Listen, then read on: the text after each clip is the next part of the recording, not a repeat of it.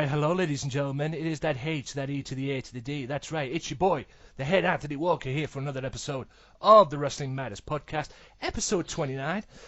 Jesus Christ, episode 29, bloody hell. And I'm here today. Now, normally, as the previous shows I've done an audio that I've recorded during the week as, you know, to do my main points for Raw. I'm not going to do that this week because I've got a guest on the show, and we're going to talk Raw.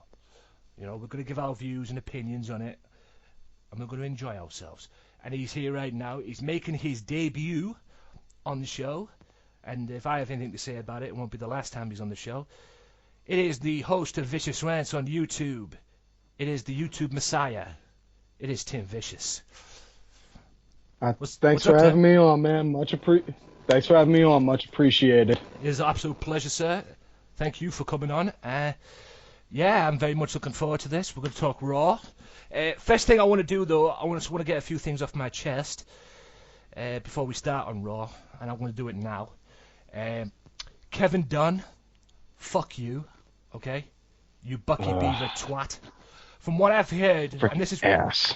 Right, this is what I've heard. If I hear one more story about Justin Roberts, the i.e. example, Justin Roberts being released after Raw, and if I hear one more story about Kevin Dunn having anything to do with it or being involved in anything, I'm going to throw up, okay? What gives Kevin Dunn the right to say anything? This guy's just a producer who produces backstage in the truck and everything. But apparently he seems to have a lot of stroke as of late. Because from what I heard, Justin Roberts' release was caused by Michael Cole and Kevin Dunn, according to a source on Facebook. And you know who that source. You know who that source is. Sunday Segue comment. Yeah, and then I've been hearing. I heard that story literally right after I wound up hearing that it was due to his contract being expired. Yeah. Due to his contract expiring at the end of that night. So I'm guessing Justin probably thought, like, you know what, my contract ends at midnight tonight. Fuck this. If I'm going out my own way. Yeah. You know? Good for him for doing that. And good for him for doing that, man. But if that's the truth, I mean, like I said, I don't know if it's true or not. I just heard it. But if that's true, fuck you, Kevin Dunn. That's all I've got to say. Now, I don't need to say anything about Michael Cole, because episode 19, when he did that interview with Dolph Ziggler before SummerSlam, I say my piece about Michael Cole on there. So if you want to hear about that, guys, make sure go back and listen to that episode. And what I say about Michael Cole on there is all I need to say about that. Now, I want to dedicate this episode of the Wrestling Matters podcast and wish a speedy recovery to one Chris Travis. Chris Travis, I don't know if you've heard of him, Tim. He's a British wrestler. A great wrestler in his own right. I found out this week that he's got stomach cancer. Yeah, I wound up hearing about that. It's always sad to hear if someone gets sick like that, but when it's somebody that, you know, you got a sense of admiration or respect for, you know, and I give respect to anyone that's willing to step into the ring no matter what. Yes. You know, whether it's somebody that I absolutely like whether it's somebody I like Kevin Steen, or if it's somebody who I'd like to have 4 feet in the ground with a thing of lime on them, like John Cena. Yeah. You know, I give them the amount of respect that's needed because they'll walk into the ring. Oh, yeah. Heard about with Chris. My heart goes out to him. Yeah. And like I said, I sent a tweet to him wishing him nothing but the best, and he favoured it, which was awesome. So, all the best, Chris. Hope for a speedy recovery. And if you're listening to this, my friend, I was going to come and contact you to come on the podcast for an interview, but I'll put that on hold. But you are more than welcome to come on the podcast and do an interview with me anytime. But we'll do it once you go out and beating the crap out of this cancer that you have. And like I say, nothing but the best, speedy recovery, and let's hope you get back in the ring very, very soon. And with that being said, let's talk about Raw. I thought this Raw was good.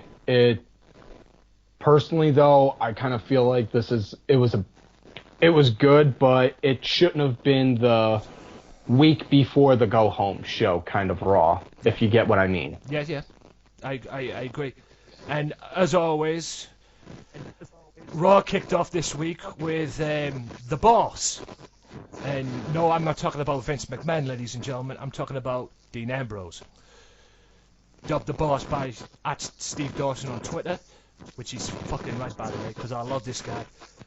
Dean Ambrose comes out and basically says that he wants to be in the Hell in a Cell match, and he's going to do everything he can to get to Hell in a Cell and rearrange Seth Rollins' pretty face, as he said, or rearrange his face using that cage. Cena, however, had something to say about it and said, this lunatic persona you're going to get is going to cost you your match, and you better be ready. Better be ready for our match at Hell in a Cell. One thing leads to another, blah, blah, blah, blah, blah, and then the Authority comes out. And then books these two in a match. A tag team match with the Usos and the tag team champions, Goldust and Stardust. Now, my question to you is, Tim, did this match really need to happen? Did this really honestly did Goldust and Stardust and the Usos could have had a match on their own? Did they really need Cena and Ambrose? Or even yet, they could have just booked the Usos or the Dust Brothers, as I call them. Yeah. Because, in all honesty, it really... the biggest problem with triple threat matches, to me, is there's always one guy that always kind of feels like a third wheel. And in this match, it kind of felt like the Dust Brothers. Because for the first half of the match, it was just the Usos and Ambrose or Cena. Yeah. They didn't bring in the Dust Brothers until after they came back from the commercial, which that still pisses me off on that they go commercial mid-match. Yeah. It's the way people's brains are wired nowadays. People aren't going to have, and this isn't a knock on any particular person, this is just straight up scientific, this is just straight up science fact. Yeah. The way people's brains are wired nowadays. Attention spans aren't going to last that long. So, I'm watching the match. If I'm a common fan, don't watch wrestling regularly, I'm watching the match, it goes to commercial, I'm going to flip the channel to see what else is on. Yeah. I'm not going to want to sit there and wait for it to come back. Yeah. Or go watch it on an app.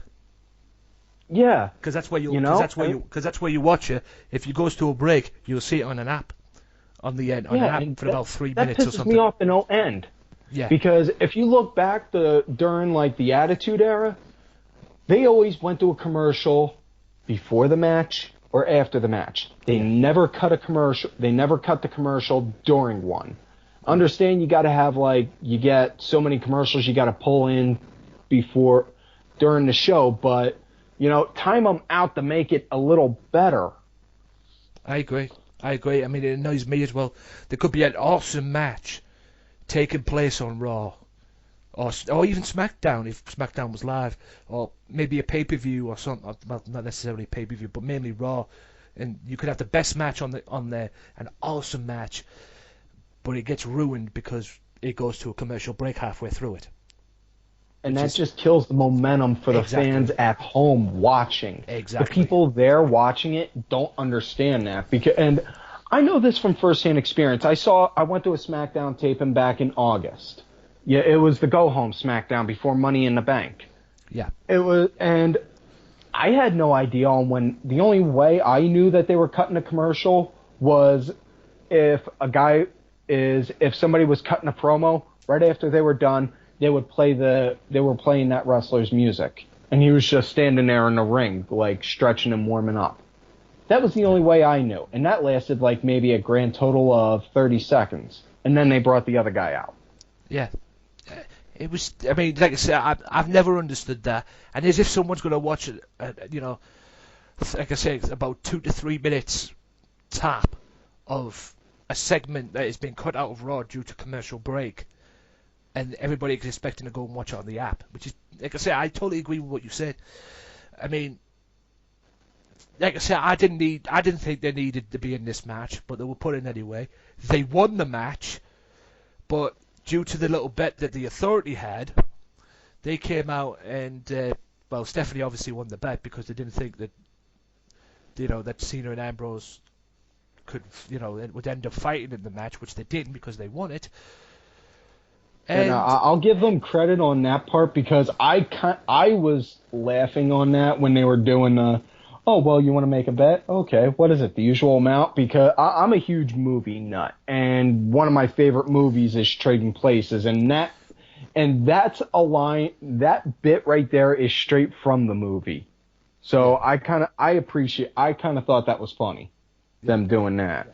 Well, Triple H seemed to lose the bet because he didn't think because Ambrose and Cena ended up working together, and I applaud him for what he did next because the match that was scheduled for Hell in a Cell, the contract on a pole match. Oh my God, what a name! Contract on a pole. Next, Contracts on a pole. Yeah. Tag teams teams questionably working together. Yeah. Who could be booking such a show? Yeah. Do you know what I was thinking about this when they made that match for the first time? Right. Ambrose and Cena, contract on the pole. Winner gets Rollins in a cage in the Hell in a Cell. It's not that match itself. I was expecting that match to come about, but contract on a pole. What is it? A diva match? Yeah, and it really, I can't figure that out, you know? Yeah, because like I said, take the contract away, it's a divas match, because the pole itself, or whether it was a flag match back in the day, but the pole, the whatever on the pole match, was mainly used back in the day for divas. Back in the day when they had like a paddle on the pole match. Oh, that's what I was literally thinking. But thank you, Triple H, because you brought that from the pay-per-view to the main event on Raw, and you booked it. It was a no-holds-barred match, contract on the pole. Winner gets Rollins in a Hell in a Cell, and as it turned out later on, went backstage with Randy Orton, the loser ended up getting Randy Orton in a Hell in a Cell. What do you think about that? I was all for it, you know, because you got so much time before the pay-per-view. You got to build up hype for it. Fortunately, they didn't bother to try and build up enough hype. But the second that they announced that, it was pretty much obvious who the winner was going to be for the match later on that night. I'm not going to say because we're going to be talking about that as time goes in here. But, you know, but the thing that got me was Randy saying he's the main event. You know, like, really? I mean, why not have the Rollins match really be the main event and have Rollins hype up on how he's the main event? Yeah. Because, you know, he's going about saying on how he's the face in the future of the company. Have him go and having him come out there with that kind of an ego like he is the main event guy. Yeah, I agree. The Rollins-Ambrose Hell in a Cell should be the main event of Hell in a Cell.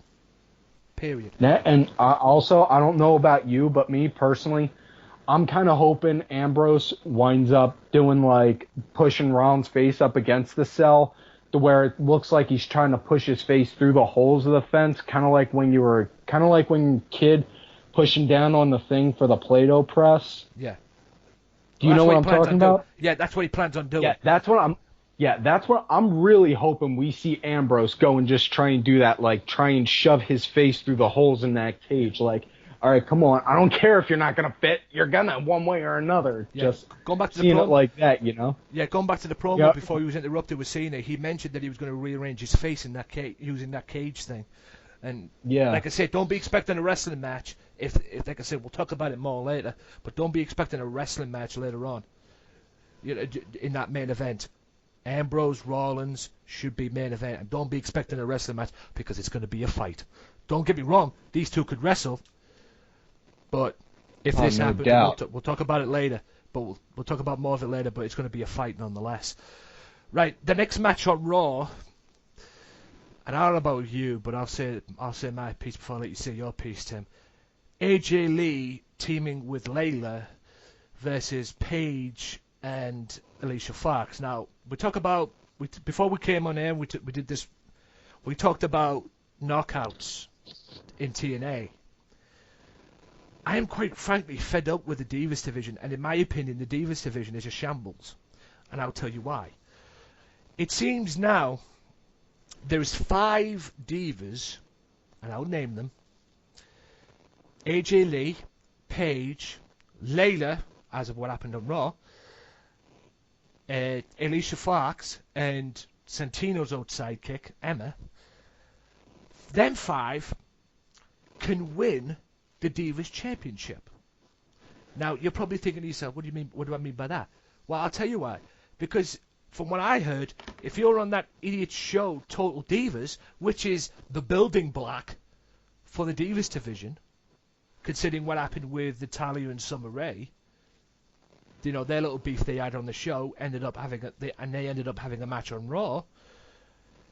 It seems now if you're on that show, you ain't getting a Divas title, because the network or the people that are running it don't want the Divas on that show to be Divas champion, which is complete bullshit. And like Kenny said when I was on Sunday Segue, they should keep that as a separate entity. They should keep the Total Divas as a separate entity. You know, allow the Divas division to be the Divas division in the WWE. And trust me, I have been very vocal about the Divas division in previous podcasts. But keep the Divas division as the Divas division in the WWE, and keep the Total Divas as a reality show for the WWE Divas, and have it nothing to do with the Divas division. Because that's what it is, at the end of the day. Total Divas is the building block, or the promotion block, or whatever the heck you want to call it, to the Divas division. You know, they get the storylines on there, and like I say, go back to when Natalya pulled Summer Rae out of the car. They ended up having a match on Raw because of that. You know, keep that separate, because that's what's ruining it. I mean, there's now 5 Divas, like I say, in the division that can be Divas champion. And they're not on Total Divas. And if you're on Total Divas, you ain't getting nothing. I mean, my question to you is, Tim, what does that do for the NXT girls when they come up? Because, I mean, Charlotte has been very vocal that she's called out AJ Lee for the title. She said she's ready to face AJ Lee for the championship. But say Charlotte comes up and she ends up on Total Divas, she ain't getting shit. Yeah, that really does worry me on that part.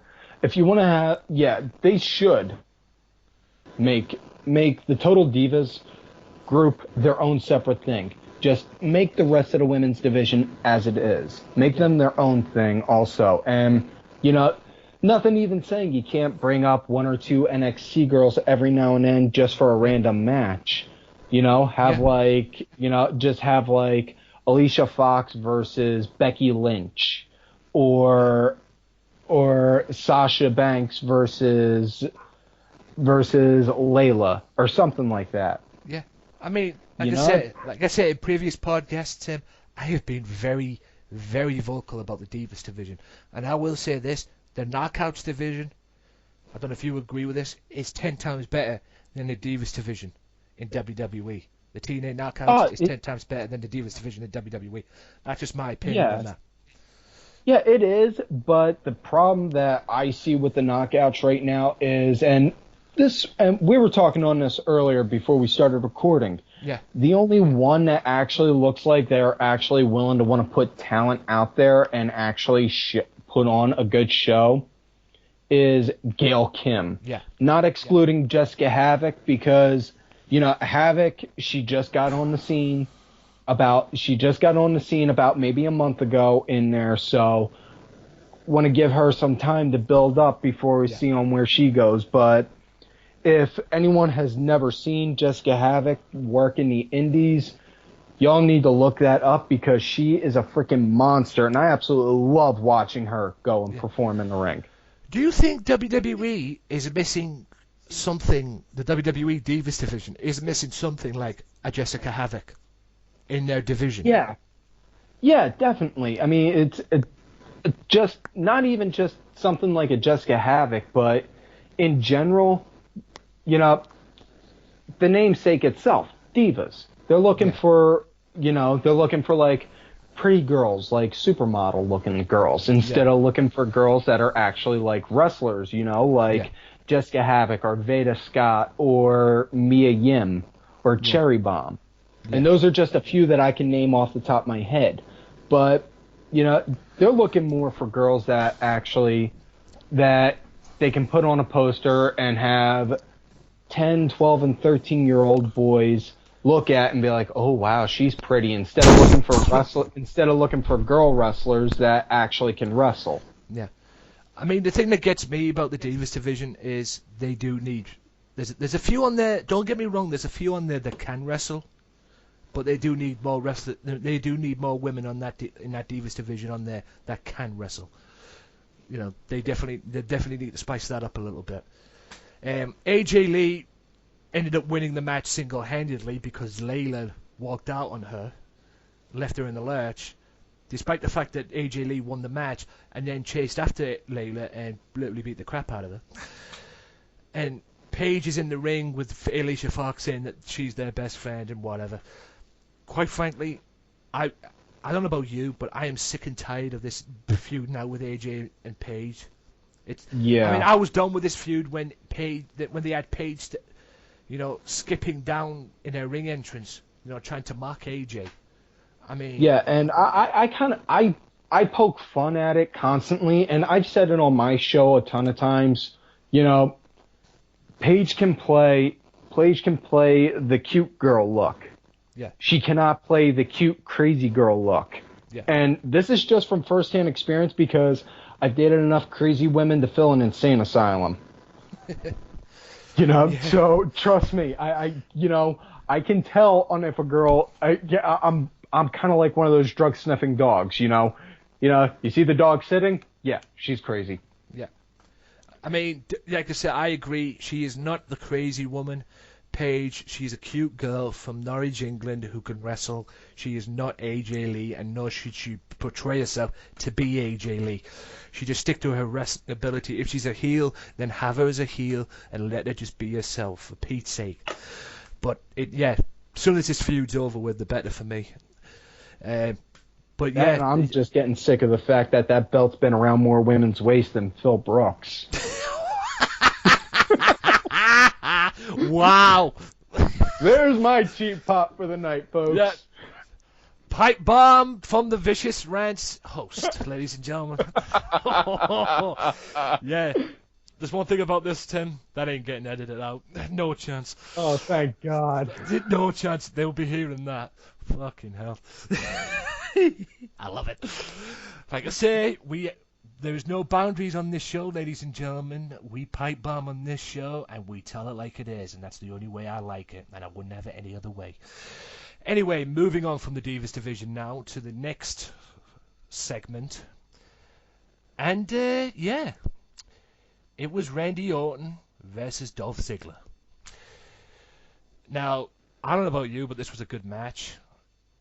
The thing that got me was when Seth Rollins came down during the match. That really confused me because, okay, I like the fact that he came out, didn't have the music playing while he came down, because that always is a pet peeve. If you're going to do a surprise come down, don't have the music play. Yeah, I agree with that. But the thing that got me about that is, right, again, it's like you portray, it's like you said, like we said earlier on, I don't know if we said it during the thing, but we said it earlier on, again, Seth Rollins comes down, Orton's telling him to get back, he doesn't need him, and then once again goes to commercial break. Oh boy. And then comes back, and I mean, these two could have a good match on a pay-per-view, Seth Rollins, Randy Orton and Dolph Ziggler, and plus Dolph had Cesaro at ringside doing commentary, if I'm correct, as well. Yeah. And obviously it's going to be them two at Hell in the Cell for the Intercontinental Championship from what it seems. But again, Randy Orton proves that he is the Viper, and despite him being a corporate pain in the ass to me anyway, as this corporate Viper, he is still good. He is still Randy Orton. Yeah. We all know and like, whether you like him or not. Yeah. My question Yeah, to you is, my question to I'm you sorry, is, go ahead. Tim. Yeah, my question to you is, Tim. Before you're going to say what you're going to say as well. But my question to you is, Tim. Do you see this face turn with Randy Orton happening? Not anytime soon. Yeah. You could really see that that's going to happen soon because you can only play a bad guy for so long. Yeah. You can only do the same. You can only do the same things to get cheap heat for so long. You know, you gotta eventually switch back and forth. You know, Yeah. you gotta flip onto both sides. But what I was gonna say, Yeah. Randy is a good wrestler. I will give him that. It's just sometimes I don't know. It could just be me the way when I watch him. It's just sometimes if he's not in the ring with the right person, sometimes he'll be a little sluggish, he'll be a little sloppy, and like he needs somebody to go and put a foot up his ass saying, hey, come on, get your head together. Come on, you got to put on a good show here. Yeah, it does seem that way with Orton. I mean, we talk about the face turn and everything. It's on the cards because after the match there was a face-to-face with Rollins, and Rollins came in and curb stomped Dolph Ziggler and that, Yeah. which led to How about that RKO though? what, on Jack Swagger?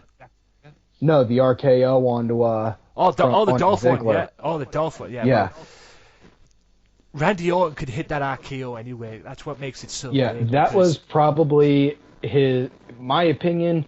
That goes up. That's probably his second best one he's ever done, short from the one he did to Evan Bourne. Yeah. I'm sorry, but nothing's gonna top that one Yeah, to me. I agree. I totally agree with you. That is his best RKO by far. I love that. I still watch that RKO to this day. I'll go back and watch it and just fast forward, slow mo it and everything. It is the best RKO he's done. And like I say, that's what makes that move so good because he can hit it anywhere. And it's like Dallas Page once said about the Diamond Cutter, you never see it coming. That's what you have to be prepared for. But moving on, that was that match also led to the next match with Rollins coming out, which was Seth Rollins and Jack Swagger. Now, again, turnabout's fair play. Orton came out during this match as well. What did you think of the match between him and Swagger, Rollins and Swagger? I thought it was pretty good. I mean, it was obviously one just to kill time and chew the clock, but you know, it was good. Rollins was definitely playing his part good, and the way he was working was really good, especially on how the second Swagger would start to pick up momentum, Rollins would do something to throw him off, and the way Swagger would just have a look of frustration on him, like, damn it, kid, stop screwing with me, kind of look. Yeah. And it led to the aerialist himself, Mr. Rollins, kicking a kneeling Jack Swagger unconscious, boy did he ever, and roll-up moments later that denied the Real American the victory. However, after the match, Orton came in, slid it in, Rollins was in the corner, he turns to Rollins and says, watch this. Walks over to Jack Swagger, spins Swagger around, and RKO's Jack Swagger. And like we go back to what we said about the face turn, there is tension between them two, because Orton's made it clear that he hates Seth Rollins, and he's sick and tired of cleaning up his crap that he starts. So he says. You know, my question to you, Tim, on this one is, can you see, I mean, they say they're going to change Orton face turn. Obviously, it's not going to be yet. It'll be some time leading into WrestleMania from what I've read. Can you see a Seth Rollins versus Randy Orton match at WrestleMania? I could see it then, but I could see it go then, but personally, I'm thinking that they're probably going to have Seth probably do something like try and cash in at Mania. Or at least I'm hoping that they're going to do that. But right now, the way they're kind of playing Seth and Randy, it seems more like which one can do better to prove the being the authorities' good graces kind of deal. Oh yeah. Like, hey, I can do this. Well, I can do this. Yeah, a game of one-upmanship, if you will. Yeah. That's because it's definitely that. I mean, anything you can do, I can do better, so to speak. Yeah. But yeah, I mean, it's the same. I mean, there's obviously tension there between them, and hopefully we'll see it. And then before I go to the next match, Renee Young was backstage, and she got to interview Dean Ambrose. And Dean Ambrose was talking. He cut a promo and everything. Since I like to drop pipe bombs on this show, and I know you've already dropped one, I just want to say this. Do you think at some point during that interview that Renee Young was a little turned on with what Dean Ambrose was saying? And I say that, ladies and gentlemen. Yeah, and I say that, ladies and gentlemen, before Tim says what he says. Just in case you guys don't know, from what I've heard, Ambrose, Renee Young are dating each other outside of the WWE. They go out together, the boyfriend and girlfriend kind of thing. The first thing that came to my mind was, I wonder if Renee Young's getting turned on by what Dean Ambrose was saying, because she had a smile on her face.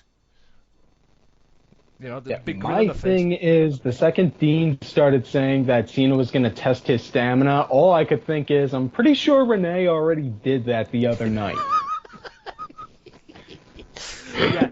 Or if not the other night, she's done that at some point. Yeah, at some point recently, she's had to have. Because, if they are dating, chances are they're sharing a hotel room, and, well, we all know what couples do in hotels. Yeah. We'll leave that to your imagination, ladies and gentlemen. We'll move on from that.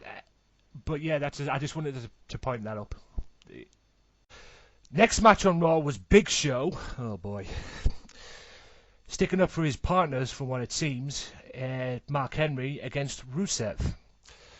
Now, apparently, Big Show told Mark Henry not to come out on Raw, to come out and interfere in the match. First of all, Tim, what did you think of this match between these two? I was actually fairly impressed. I'm not normally a fan of having two giant guys in the ring at the same time because it's kind of big and clunky, but they were both able to pair off with each other really well. And closest comparison I could say is Undertaker versus Diesel. Yeah. Kind of they were pretty good on par, almost up to that kind of a level. Yeah, I agree with what you're saying there. I mean, if you're gonna have a big two big men go at each other, I've always had this idea of having two big men who can work, who can go in the ring. Not two. I mean, one bad example of the big men's collide, so to speak, was Ryback and Mark Henry at WrestleMania. That match was awful. Oh, that match was god awful. That's what I'm talking about as far as bad matches go. What you want is two guys who can go. And from what I saw in this match, these two could go. I mean, you got Big Show, 7 foot, 500 pounds, whatever the fuck he is, and you got Rusev, who's making a name for himself.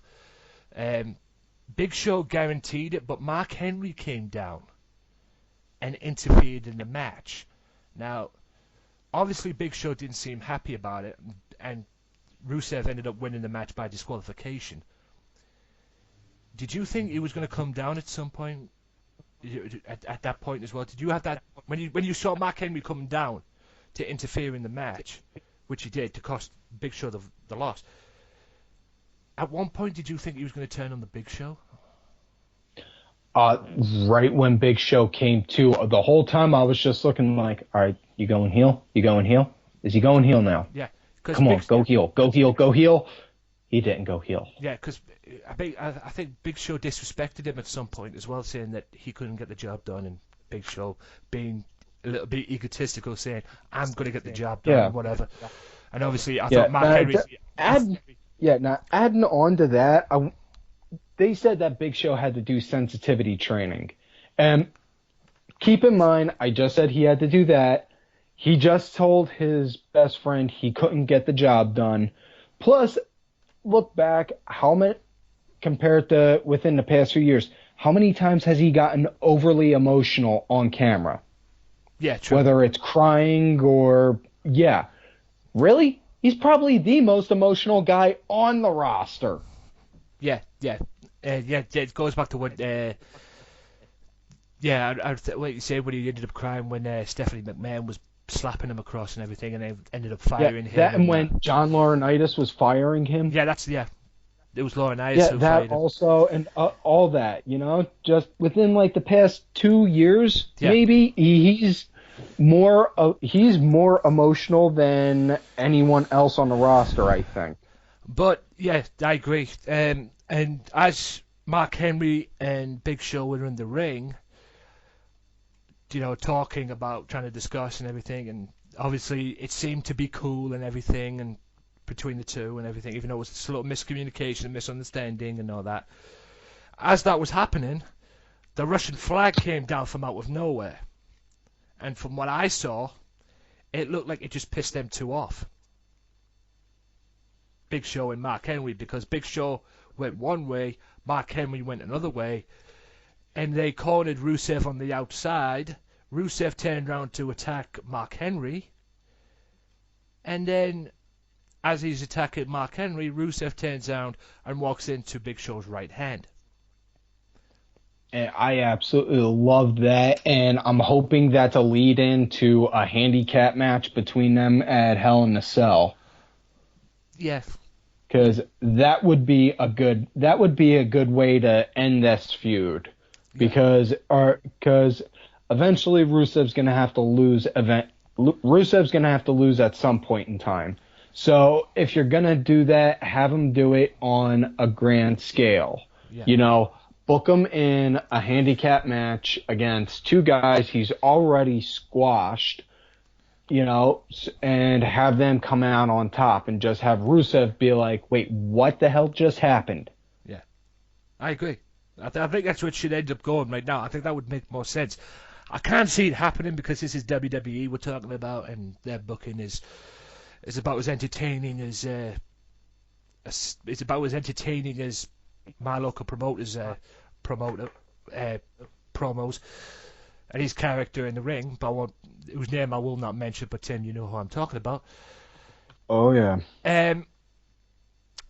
Yeah, I mean, the thing that got me about this, yes, they knocked him out and everything, but I have been very vocal on this show about a certain commentator who sits with Jerry Lawler and Michael Cole. But whoever's, I don't know if it's just him personally, because I fucking hate JBL, and I've made that crystal clear on this show. JBL as an announcer is about as entertaining as Josh Matthews in Tough Enough. You're not going to get anything entertaining out with that at all. And he pisses me off to an extreme because he's just so fucking... I don't know if he's trying to be a heel or babyface. But whatever it is, it ain't working for him. And as Big Show's punching Rusev and knocking him clean out, he's cheering Big Show on, saying, yeah, Big Show, knock him out and everything. And the minute Mark Henry and Big Show are walking back up the aisle, he's calling them losers. Yeah, and that made zero sense, because I understand patriotic standpoint why you're saying, do it, but then in the very same breath you're going to say, oh, well, you lost. Yeah. Seriously? Yeah, make your fucking mind up, Bradshaw. I mean, for God's sake. Listen, you're a legend. You're an absolute... you were great in the APA back in the day. One of my favourite tag teams. They were fun to watch and just beating people up in bars and everything. You turned to JBL. You were a good announcer on SmackDown back in 06 when you were with Cole, and you replaced Taz, who ended up going to ECW, the ECW brand, and you ended up replacing Taz. You were good back then, to a point. Yes, there was a little annoyance, but you were good back then. But now you've come back, and it seems that you can't freaking commentate to save your life. And the best bet for you is to go and do your little show that you do now on YouTube, which is now the JBL show, not the JBL and Cole show, or if you want, go to, or go and be a commentator on NXT. God help us. Or go be a commentator on Superstars or something. You need to leave Raw. I've already stated vocally a million times on who I would love to have work the commentary team at NXT. Yeah. Yeah, it's fantasy booking right here, but just Joey Styles, William Regal, and Steve Corino. Yeah. And just those three alone, have them three work commentary with the NXT roster. Yeah. They would make that show. They would make that show immensely. Yeah. I mean, I don't know if you've ever heard Carino's commentary. Oh yeah. Work. He's in Ring of Honor, isn't he? Yeah. Yeah. Yeah. I've seen him. Yeah. Yeah. Just hearing Carino yell, "He just hit him in the digging!" constantly. Yeah. Yeah. I saw the clip when Chris Hero came back to Ring of Honor, and he was yelling, "You don't work here anymore! You don't work here!" And then when Chris announced, he was like, "Oh no, please don't do it, please don't do it." And then Chris announced he was back and everything, and he was like, "Oh my God, that's the entertaining." And I agree with what you're saying. That's the entertainment that is missing from commentators in WWE today. Yeah, you need to have a good balance. If you're going to do commentating, you got to have a good balance of storytelling and being able to tell the story that's going on in the match. Yeah.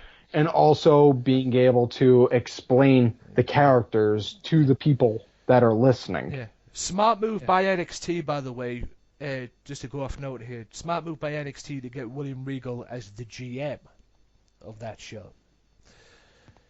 Very smart move. I mean, going back to what you say, I don't think if I wanted him to be a GM on that show, I would prefer him at the announce table on that show, to be honest. But hey, credit to NXT for getting him to be the GM. Because I can tell you this right now, William Regal will do a lot better job than Bradshaw would have done. But hey, that's just my opinion. But like you say, yeah, my fantasy, I've said this before, I mean, as far as the Raw commentators go, you got Jerry Lawler, Michael Cole, and JBL. If I was them, I mean, I could handle Lawler. I would prefer Lawler out of them three, right? I would prefer Jerry Lawler out of them three. Remove Cole and JBL. Replace Cole with maybe Renee Young. I don't know if you agree with that, Tim. I could see it, but yeah, it's Renee. She's still fresh in the game on commentating, on commentating, so she's still obviously green, as you could tell. Yeah. But you know, have her work with somebody who can accentuate her positives and downplay her negatives. Yeah, there was a lot of negatives shown. I watched the NXT Takeover show, that fatal four-way match they had with Adrian Neville, Tyson Kidd, Sami Zayn, and is it Tyler Blaze? That fatal four-way on there, and she was on that show as a commentator. And there were some negative sides to her, like you just said there. There were some negative sides to her commentating. Now, don't get me wrong, I'm glad she's got up.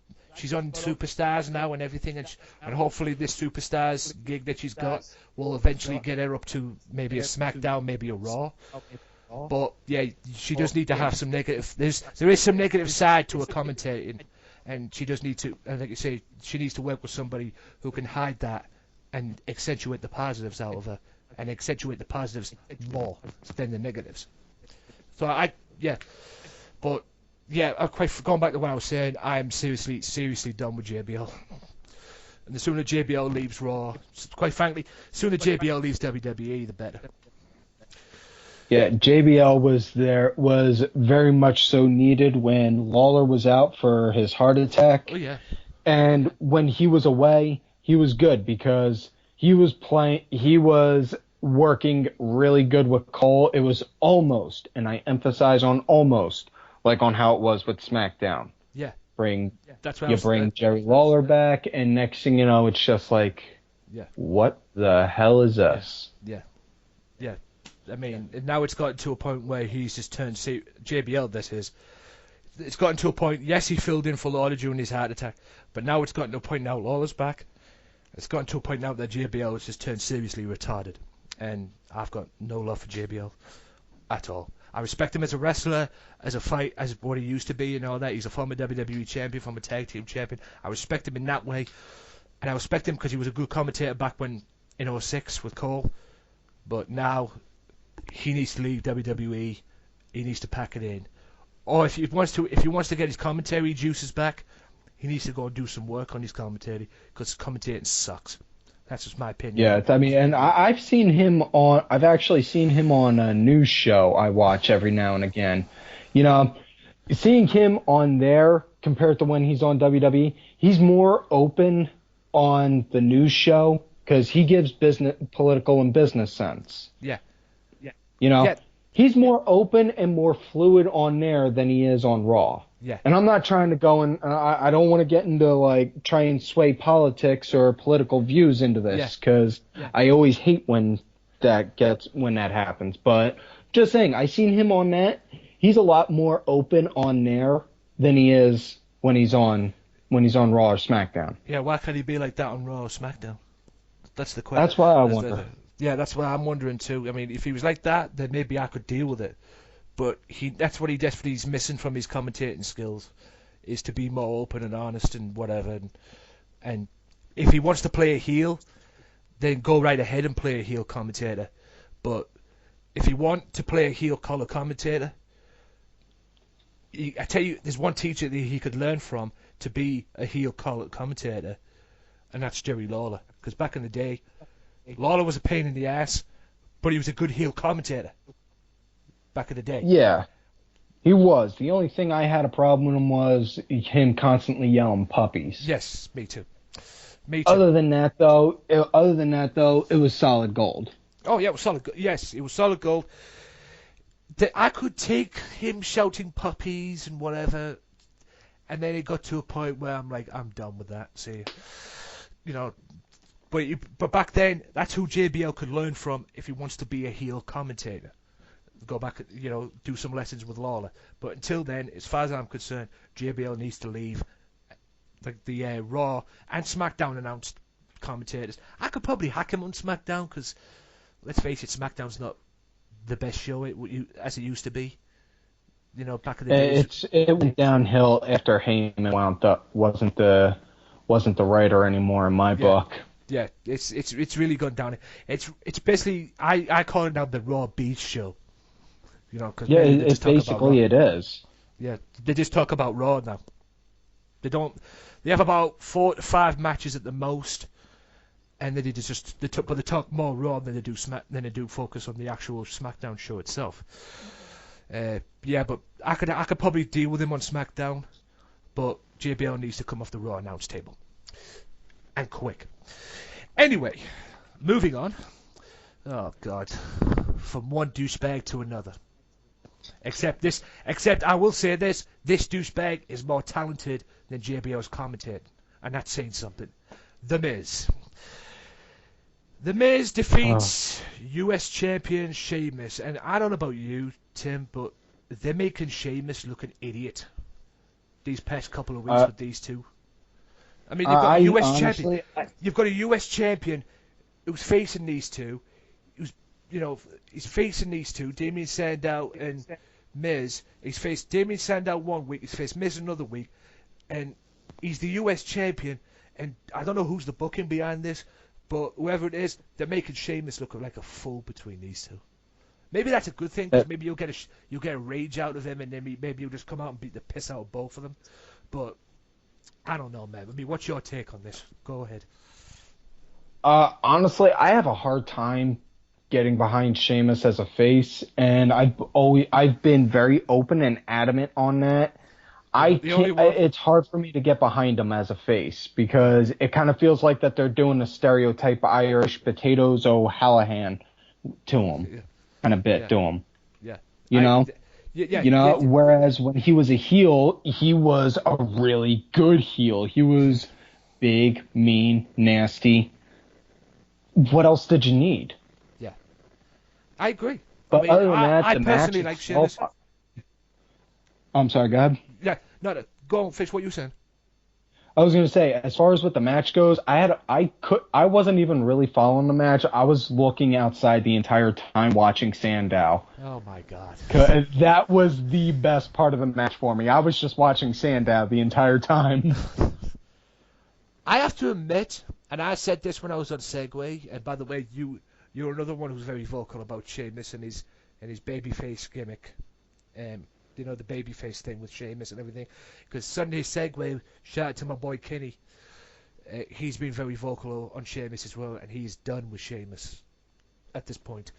You know, and yes, maybe this is Sheamus heel turn, but I like Sheamus personally because I've been watching Sheamus before he was WWE.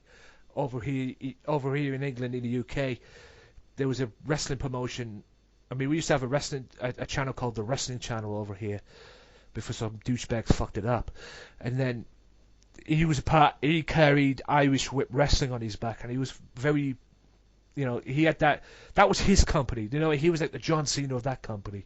And I knew he'd be talented there and then. And but like you say, when he first came in and he was that heel, he was this monster Irish heel, and you know, he was a badass and that. And now, like I said, I mean, it's getting to a point now. I can see why Kinney and yourself, but mainly Kinney, are vocal about Sheamus in the way they do, because, like I say, after this match, WWE's just making this guy look like a fool between these two. I mean, he's supposed to be the US champion, but I mean, not that that belt means anything anyway, but it's just making him look like an idiot. I mean, hopefully they'll get him to come in and beat the crap out of both of them. But going back to what you were saying about Sandow, fuck my life. I will say this though. Whatever Sandow's getting paid, he needs to get that tripled for putting on that much of a show. I have to admit that was a little bit funny what he was doing on the outside, copying what Miz was doing in the ring. I have to admit. Now, I've been very vocal about Sandow, and I said this on the Sunday Segue. He's an idiot, but I'll give him his due on this. I'll give him his due on this, because it was actually pretty funny to see him copying what Miz was doing. And, you know, when Sheamus would hit the Miz, he would do it on the outside. When Miz was beating up Sheamus, he would beat up, you know, like if he was beating up Sheamus on the outside. And like you say, WWE needs to pay his salary. Who pays his salary? They need to triple it, and quick. And they need to give him something better to do. You know, besides this Miz gimmick that he's got, this Mizdow gimmick that he's got, they need to start giving him something better to do, because WWE, and I'll go on record in saying this, that was gold what you saw on Monday night during the Miz and Sheamus match, him on the outside. The fact that he had the guts to do that, and I don't know if it was his idea or somebody backstage said, why don't you go out and do that or something? You need to start using him and using him properly, like you used to. But since you fired 3MB, you know, and fired McIntyre and Mahal, and sent McIntyre packing Drew Galloway to you people, you know, he has now become the comedy act of WWE. I mean, back then it was the 3MB. Now it's Damien Sandow. You need to start using Sandow like he used to be, and quick. Or if not, and I read this on the on some of the dirt sheets as well, there's a lot of people that believe, and I hope this doesn't happen, but there's a lot of people that believe that Sandow, give it, say, maybe 3 to 4 weeks, maybe months, I don't know, he'll be out unemployed. So WWE, if you're hearing this, please start using Sandow properly. That's all I got to say about that. Anything else you want to add to that, Tim? No, I really hope that's not the case if that really does happen with Sandow. I don't either. I think he's talented. I mean, they dropped the ball with him when he had the Money in the Bank, and he lost to Cena. I mean, I thought that could have worked really, really good to a point. Or maybe make like a storyline out of it and have Mizdow, you know, have Sandow win the title that night on Raw, the way he attacked Cena and everything. Have him win the title and then have maybe Cena win it back the following week on Raw. Have that, you know, have it played out that match, and then maybe go into like some sort of rivalry between the two and everything, but they didn't. They dropped the ball with him. Which I mean, this is what annoys me about WWE booking. It gets on my damn nerves. But anyway, we'll move on. Like I said, less said about Mizdow, the better. Although I did enjoy what he was saying, and we've already made our things clear about Sheamus. Oh no! For God's sakes! The next match on Raw, Total Divas. Oh boy. Oh, God Almighty! I'm just gonna admit this now. I didn't watch this match. This was my bathroom break. Bathroom break too. I was in the bathroom the entire time. I saw the quick promo before that when they had No or Nini or whatever. Yeah, I saw that too. I just totally turned my direction. I was like you. This was the bathroom break for me. The only question I've got to ask you about this is this. Is this feud between the Bella twins ever going to happen?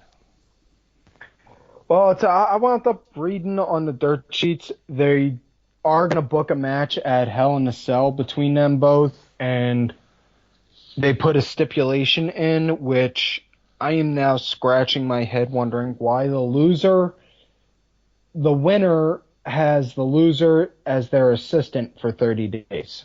Oh my God. In which case, all I could think is, really, you pretty much are giving away on who's going to win here, because what babyface ever keeps somebody as an assistant for 30 days? I could see these two. When does a babyface ever keep somebody as a slave like that? Yeah, I could see these two leaving the WWE. I mean, this is the reason Austin left in the first place. Remember when Austin walked out? He was booked into exactly the same situation on Raw with his little feud that he had with Ric Flair. When Ric Flair was general manager or the owner or whatever the fuck. You know, this would happen. Because they ended up signing contracts, and Ric Flair and Austin had a match, and if Austin beat Flair, Flair would be Austin's, I don't know, assistant for God knows how many days it was. But that didn't happen because the following week, Austin walked away. I thought Austin left because he was booked for a match with Brock and there was no hype.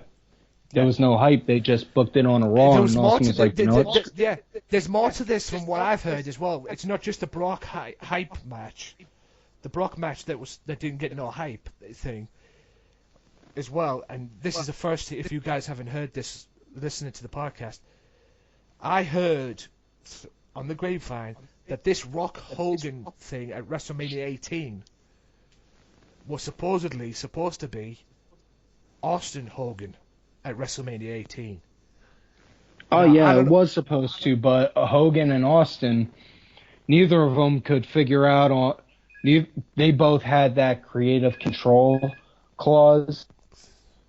That's the ever infamous creative control clause, and neither of them were willing to go and take a dive.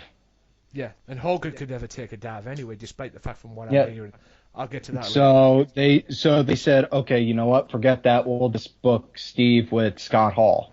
Yeah, which kind of worked out with him in a way. But me speaking as a fan, I would have much rather seen Austin Hogan myself. But that's just me speaking as a fan. But don't get me wrong, taking nothing away from Scott, the Scott Hall Austin thing did work. But that's another thing that led to Austin walking out as well. And it seems that they're trying to do this. From what you're telling me, I've got a funny feeling that Brie Bella or Nikki would walk out. I mean, another question about this: was there any point in looking back on it now, considering where we at now, considering going back to Payback as well when this whole thing started? Was it really necessary, or was there really now any point in turning Nikki Bella heel? Honestly, I really don't see it.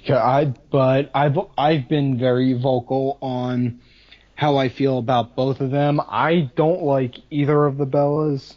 I never really have. It's just I honestly I think they'd just be better doing like Comic-Cons and And, conventions just do meet and greets. That's it. Yeah. I mean, I'm not even going to go into the detail of what I thought about the little skit that they did with Jerry Springer. The less said about that, the better. But yeah, I mean, if WWE, if you're not going to give these a feud, or if you're not going to do anything with them, release them and just let them be on Total Divas, because that's where they're at. Just let them be on Total Divas. That's all I say, because at the end of the day, this feud, I think you've wasted your time turning Nikki Bella heel. To be honest, that's my opinion on that one. Anyway, we'll move on from Total Divas, or Total Boring. We'll go on to the main event, which is Dean Ambrose, John Cena, contract on a pole, winner gets Rollins, loser gets Orton.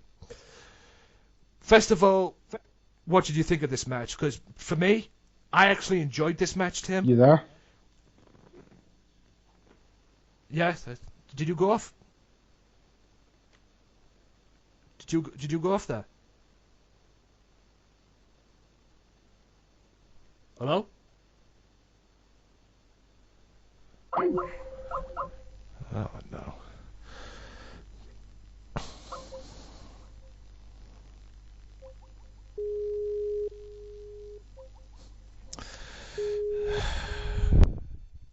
Hey, you there? Yeah, you there? I'm still here. You still with me? Yeah, I'm here. Is your connection playing up again? I got full bars on my end. Oh, well, I've got 3 bars on my end. Mine's running smoothly with me, so I don't know what the hell it is. Maybe it's just Skype doing the fucking 2-step. Yeah. Anyway, we'll move on to the main event from Total Divas. 3, 2, 1. Moving on from Total Divas, bullshit, to the main event, which was Dean Ambrose and John Cena. Winner gets Rollins, loser gets Orton. Now, to be honest, I actually thought this was a good match, to a point. Until the point the motley crew outside stuck their beaks in, the Authority. But Tim, what did you think about this? I thought it was a decent match. It felt kind of pointless to say it was a no disqualification match, considering they didn't do anything that would really make you say, okay, yeah, now I see why they said no DQ. Yeah. But oh yeah. I mean, I guess they just had to do that so that way they could have, Kane, Orton, and Rollins go in and commence with the beatdowns. Oh boy, Kane, whatever happened to you? Big red monster, now you've become a corporate brown noser. Jesus. But yeah, but at the end of all this, we got what we wanted. The fans got what they wanted. As I think Cena AA'd Kane and AA'd him out, and as he turned round, Ambrose is at the top, about to grab the contract, does a "you can't see me," pulls the contract down, and Ambrose gets his wish. And Ambrose will face Rollins at Hell in a Cell. My question to you is, do you think the Cena-Orton match will be good? Because at the end of the day, this is a who cares match. Because nobody wants to see that match. They've seen this Orton and Cena match many, many times. The match that the fans want to see is Ambrose and Rollins. Do you think that could be a good match?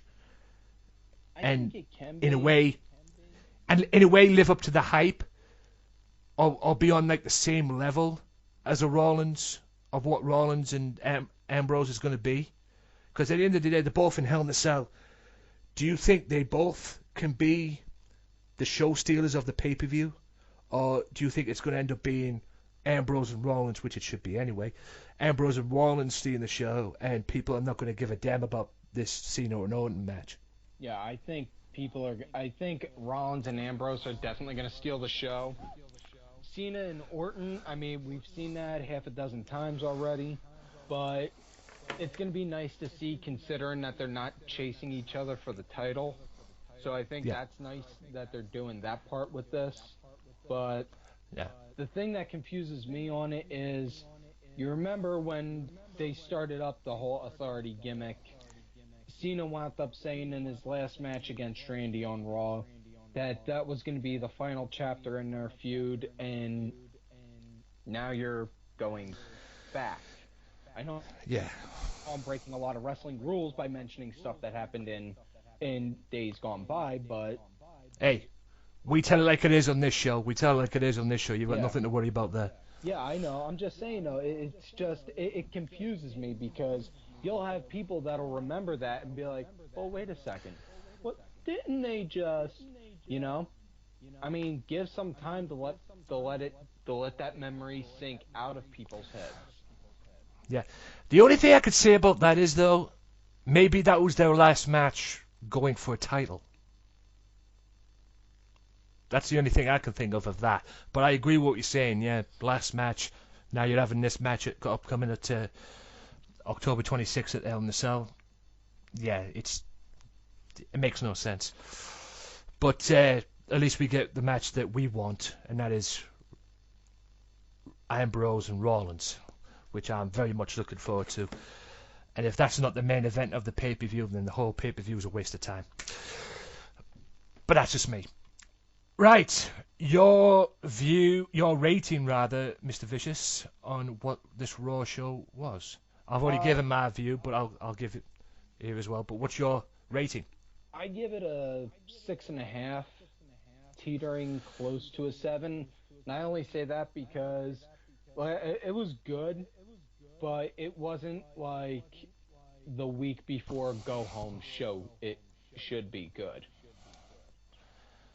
Yeah. What was that, 6.5?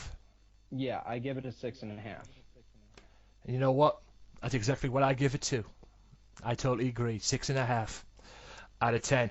And also, ladies and gentlemen, as well, as I found out, tune in to tonight's Raw, as this is going out on October 28th, on the 29th episode on Monday.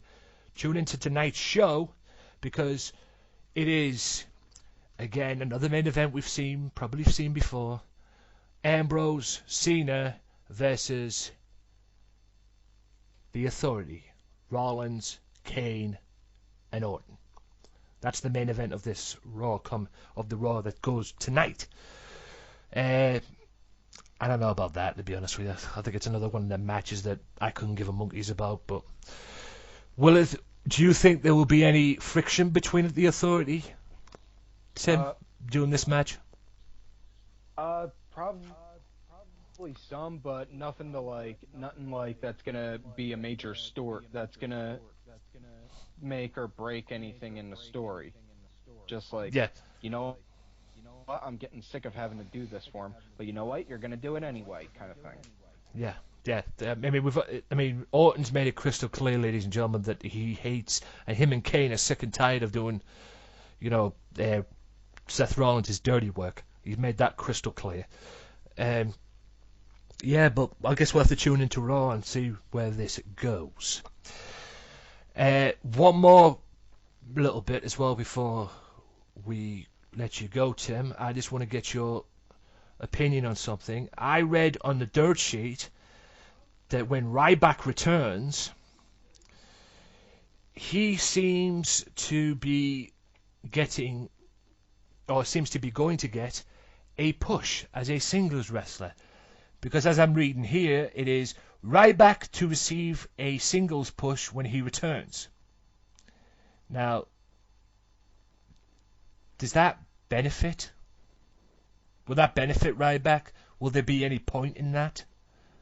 Honestly, do you think, or do you think it's going to be good for his career, or whatever's left of his career? His career, yeah, I think it would, but honestly, he's not really all that skilled in the ring. I mean, they play him as a brute, but in all honesty, his kind of style would be more suited for like a brawler kind of sense.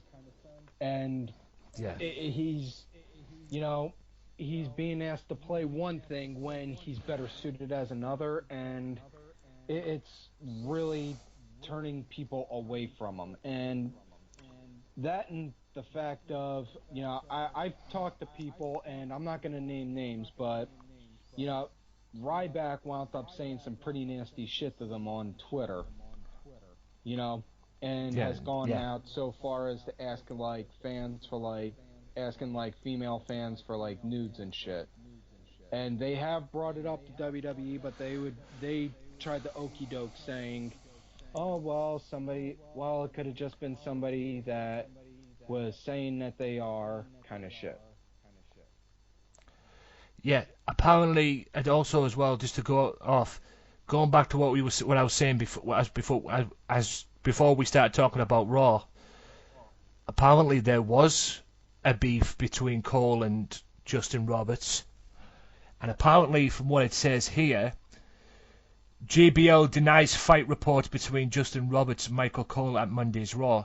It was supposed to have happened during the Randy Orton Dolph Ziggler match in Atlanta. Roberts yelling at Michael Cole during the Dolph Ziggler Randy Orton match and flipping him off. Bradshaw Layfield, who commentated that night, addressed the rumor on Facebook. I saw on the do you realize how preposterous this is? He is denying the rift between the two, is what it says. I'm just reading it on this ringsidenews.com for those guys who want to read it. Apparently he's denying the rift, so whether there wasn't, we don't know. If doesn't say anything about Kevin Dunn being involved from what I'm saying, but if Kevin Dunn was involved, well, I've already said my piece about that at the end, at the beginning of the show. But yeah, it'd be interesting to see if the truth comes out of that and what really did happen and what really did cause Justin's release. Was it because of Cole? Well, we just have to wait and find out. Hopefully we can get more information on that. But with that being said, ladies and gentlemen, I'm going to go to a break, and when I come back, I'm going to talk about TNA, SmackDown, and my views and opinions and whatever else I need to express in the world of professional wrestling. But with that being said, I'd like to thank Mr. Tim Vicious for coming on the show. Thank you very much, Tim. I hope you've enjoyed it. I have. Thank you for having me. Much appreciated. Yep, and you're more than welcome to come back on any time. This is a spot right now where I've done this many times as well. This is a spot right now where I allow you to give your, social media information of where people can find you and where they can follow you and whatever. So here they are. Go. It's all yours. My Twitter is at Tim Vicious. I also have a backup, Tim_Vicious. And my YouTube page is Tim23Vicious. The show, obviously, Vicious Rants. It's #Vicious Rants, all one word. Again, thank you very much for having me on here, man. I appreciate it. Yep, you're more than welcome to come back on any time. Hopefully we can get you back on in the near future. Yeah, and I hope you've enjoyed it, man. And with that being said, ladies and gentlemen, I will see you after this. Tim, thanks for coming on. Always a pleasure. With that being said, we'll go to a break and I'll be back with TNA's main points. So stay tuned. Be sure to listen to the Sunday Segue Wrestling Podcast. What? Every Sunday with Kenny Killer and the Galdem Sugar Shugs. Yes! With all the news, views, and laughter that you want. They like jet airplanes. They like long limousines. Every Sunday, the Sunday Segue Wrestling Podcast on Podomatic, iTunes, and YouTube. So why don't you choke on that, slap nut?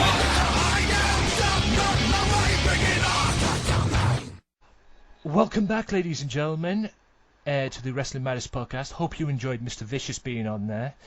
And slight change of plan. I know I was going to go to TNA and talk about that, but I'll put that on hold. Because me being the caring guy that I like to be, I've given an opportunity for Miss Vicky Earls to come on, because Vicky's joining me right now. Hello, Vicky. Hello, hello. Yay! Now, if I can mention this as well, she had a bit of a hard day doing her job. Yes, we all do jobs, ladies and gentlemen. We all get paid and whatnot, besides doing these podcasts and everything. She had a hard day, but she's willing to come on right now. So what I'm going to do is go back through the Raw results, but this time we'll get her opinion on it. Yeah. We'll get her opinion. And if you watched the previous episode of the podcast, when she was on, when she made her debut, you will know that this girl does not hold back. And if you don't believe me, ask Mr. James Powers. Right, James? Johnny. I'll send him that. Right? So funny. Yeah, we'll move on. As we all know, ladies and gentlemen, Monday Night Raw was in Atlanta, GA this past week, and we'll kick off. I'll get to another talking point as well. I'll get to that later about a certain Justin Roberts situation. Oh, I know. Yeah, we'll talk about that later because there's a few things I want to get your opinion on that as well. I've got Mr. Vicious's opinion. Oh, God. Yes, and if only you heard what he said. But I'll, like I say, we'll get to that later on. Raw kicked off this week with the guy many people like to call the Boss. And no, ladies and gentlemen, as you well know, I ain't talking Vince McMahon. I'm talking Dean Ambrose. Yes. Dean Ambrose walks out. Says that he's going to do whatever it takes to get Seth Rollins in a cage. That Hell in a Cell and beat John Cena. And says he's going to rearrange his face. To a point where Mr. Cena comes out and interrupts. And it says that this lunatic, and Cena comes out and says this lunatic persona that is going to cost him his bit match, and he better be ready for him and John Cena at the pay-per-view. Blah, blah, blah. One thing led to another. Stephanie and Triple H came out and booked these two in a tag team triple threat match with the Stardust, the tag team champions, Stardust and Goldust, and the Usos. More on that in a second. What did you think of this little promo, this little back and forth promo that Cena and Ambrose were having before the Authority came out? I thought it was a little bit embarrassing for Cena. I didn't really believe it. I don't really believe a lot of what he says, but I don't know. It just was quite embarrassing. Now, that's just my opinion. I actually watched it live. Did you watch live? I watched it live. Yes, I watched it live. because we were talking on Facebook. Yes. I was a little bit embarrassed. I didn't think it was like, I don't know. Yeah, I was just kind of cringing, but Yeah. I don't know if that's just because I'm kind of like baffled at this whole like involvement with him. I know they need to keep him taking over for Lesnar again, but it just seems weird to put him in that feud. yeah. Do you know? It just Yes. it doesn't sit right with me because I love Dean and I love Seth, as everyone knows. Yes, and if you listened to the last episode Vicky was on, you know how I feel about Dean Ambrose. Okay. Oh yeah, About you're my- like fanboy moment. Yes, my little fanboy moment. If there was ever a male that I want to kiss on the lips, it's Dean Ambrose. Oh God, you said it again. Yes, I just want to kiss him on the lips and say, "Why are you so good?" Oh. Too Yes. far, dude. Too Yes. far. Well, welcome to the podcast. No, but like I said, why are you so good at what you do? Because like you say, and like Steve Dawson says, shout out to Steve Dawson, Oh yeah. he Yeah. is the boss. Dean Ambrose is the boss. And am I the only one? I mean, you talk about Cena and it being embarrassing. Am I the only one that thinks that John Cena's T-shirt that he's wearing is a little embarrassing? His whole self is embarrassing. If you noticed, Dean Ambrose threw that promo of Cena, get ready and use your energy and all this shit. Like, Dean looked so uninterested, which made him seem uninteresting. It was probably the weakest that he's been ever. Yeah. Yeah. That's controversial. Yeah, no, hey, controversy is welcome on this show. But the thing is about that, I mean, all right, Cena's come out with all the merchandise, they never give up T-shirts, the You Can't See Me T-shirts and whatever.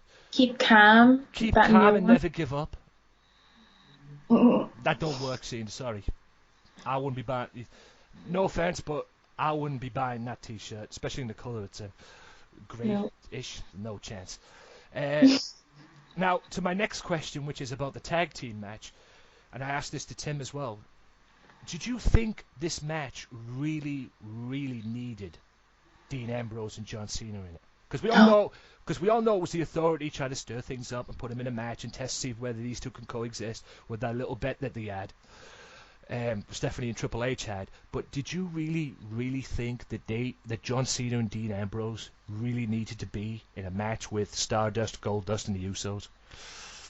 I think it was, to me, it seemed like it was a quick fire decision. You know, it wasn't meant to happen. It was just like, oh, quick, something's changed.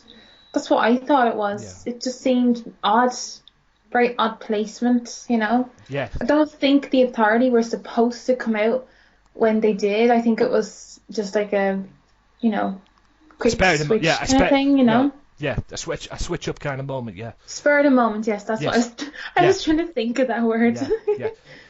Well, whatever the plan that the Authority had, it obviously backfired, because Dean Ambrose and John Cena ended up winning that match with Goldust, the pinning, you know, Ambrose hitting Dirty Deeds on Goldust and Stardust getting AA'd and whatever.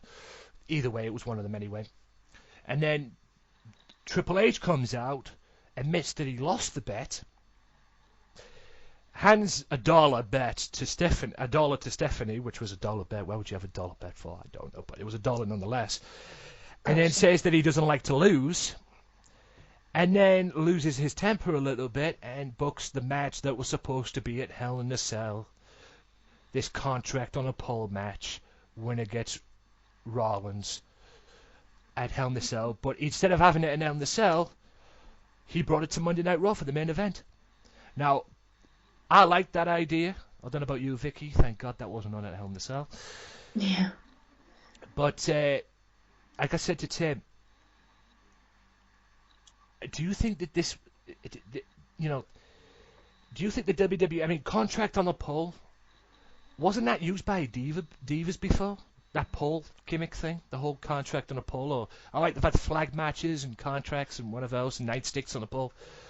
But I was just thinking with Tim, I mean, what are these two, Cena and Ambrose, divas or something? Because they overused that match. Remember the paddle on the pole match they had back in the day with the divas? Yes. They overused that. I mean, I see that match, the pole matches, as more of a divas match.